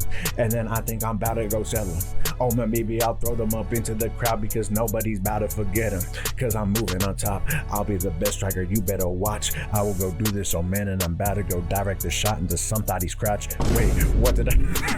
No, I didn't mean that, y'all. I didn't mean that, but y'all get the idea. Y'all get the idea. I mean, I'm gonna drop that shit later this year. Appreciate y'all. And just seeing everyone line up and seeing Isagi say thank you and bow to the crowd, it almost felt like it was at us. Man, this shit is so good. And us getting one last motivational speech by Ego, great way to end this season, man. All right, y'all boys, congratulations. Y'all have achieved something extraordinary. I don't even know where to begin. I will begin by announcing to y'all that I did just pop the honey pack that I said I was going to, and it is going to be a wicked night. So babe, I know you're behind me. Just be ready for that. Y'all did what I told y'all to do. You tried taking them out. Granted, we didn't get any stretchers out there. We didn't get any airlifts to the hospital. We didn't get any of that, and that's okay, as long as we came out with the W. But I really am trying to emphasize, do not let this be the peak of your football career. And I'm talking to the niggas that played the game. For y'all that were warming that bench and keeping it very toasty, by the way. Very toasty, because it was getting chilly at points. Y'all kept it very toasty. This may very well is probably the peak. Let's be honest. Like, this is probably the peak. So enjoy this moment while it lasts, even though it's basically over. But for those who played, don't let this be the peak of your soccer career, because this is not the end of the fight, and this is actually the beginning of Blue Lock. That was just phase 1. I have a whole layout, phase 1 through 75. And that's just phase 1. We're just getting started in this bitch. That was great ball out there. And I'm glad y'all made me look good. I look like the messiah of soccer right now, nigga. And I'm going to bask in this. So I'll see y'all in about 1 to 2 years once season 3 drops. And while that shit's cooking up, me and Andre are going to be working on our relationship and getting it crazy. We may come back with a kid. Who knows? But y'all take care. Have a good rest. We reached the point of no return. 10 minutes late, isn't it? Ready. Without you, my goal would not have been possible. And you know that. I don't know why you're sitting here sulking. This game was won. I know how you are. And I thought we had some chemistry building. I thought we had something good going. And I really believed in you this game. And that belief led me to pulling that spectacle off. And let's be honest, like, you always like put curve on your shot and everything. Like, it wouldn't have been as dramatic of a finish if you shot that ball. Like, my shit's direct to the point. That's besides the point, though. That goal is mine and yours. That was straight luck, as you taught to me. So don't be a hypocrite now. You taught that to me. Possessing. Well, who said that? And I just grabbed that chance, and I appreciate you giving me that wisdom. So please don't beat yourself up over this. Man, shut up. Isagi, I don't even want to play ball anymore. I want you dead. So if I can't kill you with my bare hands, I'll kill you on the field with my feet, nigga. Don't forget that. Yeah, go ahead and try it then, bitch. And as if this episode couldn't get any better, with those last closing statements between Isagi and Rin, we see Ego start his little Neo-Egoist League, which I'm assuming he's going to be getting people now from, like, but I really don't know how this shit's going to work. And I'm glad that they didn't explain it and that they're leaving that for next season. So we're sitting here and kind of speculating how it's going to go. Obviously, the manga's out, but, like, you know what I mean. And then we see, last but not least, that there's a wild card out of fucking nowhere. And Kunigami comes back. That shit is crazy. And he looks like he is on a mission and that he is not here to make friends anymore. Chigiri's going to come up to him, try and dap him up. He's going to smack him in the fucking face. And I'm glad that, like, I convinced myself that I wasn't spoiled on the Kunigami return. I think I thought he was going to return for the U20 game or something like that, but he didn't. So then I was like, okay, he's not coming back. So then seeing him come back at the end, I genuinely was not expecting it, and that was great. And then we see, I'm assuming, one of our main characters for next season who has a curse mark on him. He does have some hairy knuckles, but that's besides the point. All in all, 8-Bit has showed us what they're capable of, because that was better than any sequence in season 1, anything we got in season 2. This episode showed the heights that BLUELOCK can go. My mind is mentally, like, drained right now, genuinely. I've been reacting and recording. This is a 2.5 hour recording. This is the longest audio I've recorded in a minute. All I'm gonna say is that for, like, the BLUELOCK Changes You videos, for the people that have that saw those and then, like, have been subbed to me since or watching the videos since then, I was planning on just putting everything together, minus the reactions, just like all the reviews, and cutting out the parts, the unnecessary parts, maybe adding a couple little dialogue scenes or whatever, and just making one big video, because obviously I'm not going to re-record another video when I've made hours of content about this season already, you know what I mean? And then that'll be the part 3 video with, like, extra scenes, whatever. But for the peak of the show, there was care there. I'm sure they wanted to do more, given the circumstances. They just couldn't, you know, and that sucks. Like, I would have wished to get at least the quality that we were getting, like, in the Shido episodes, like, consistently throughout the season. You know, I think that would have been fair, but we didn't. And that's okay, because I feel like genuinely what we got cancels out all of that, and it's like a clean slate now.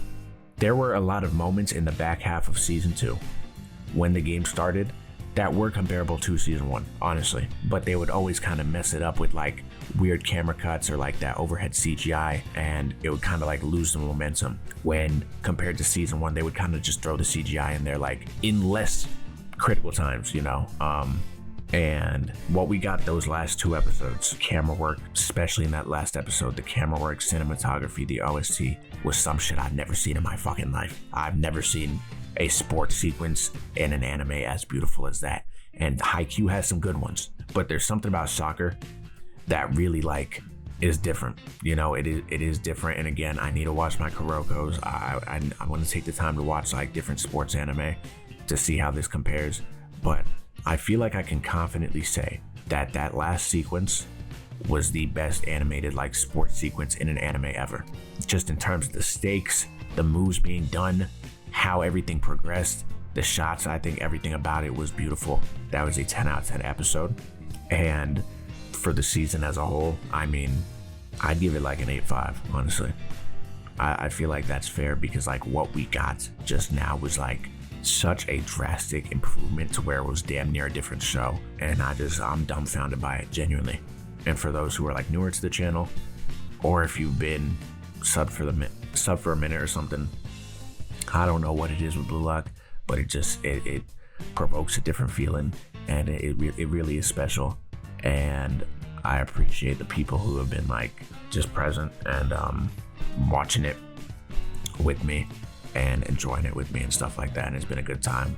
I'm gonna get to Bleach right now. Got some Dan to Dan coming up.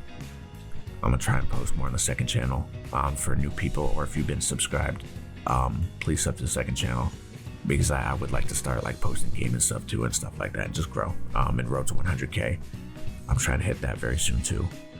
I know I'm yapping, but this really was a grand event. This was special. So without further ado, on to the next one. And yeah, that is it for BLUELOCK Season 2.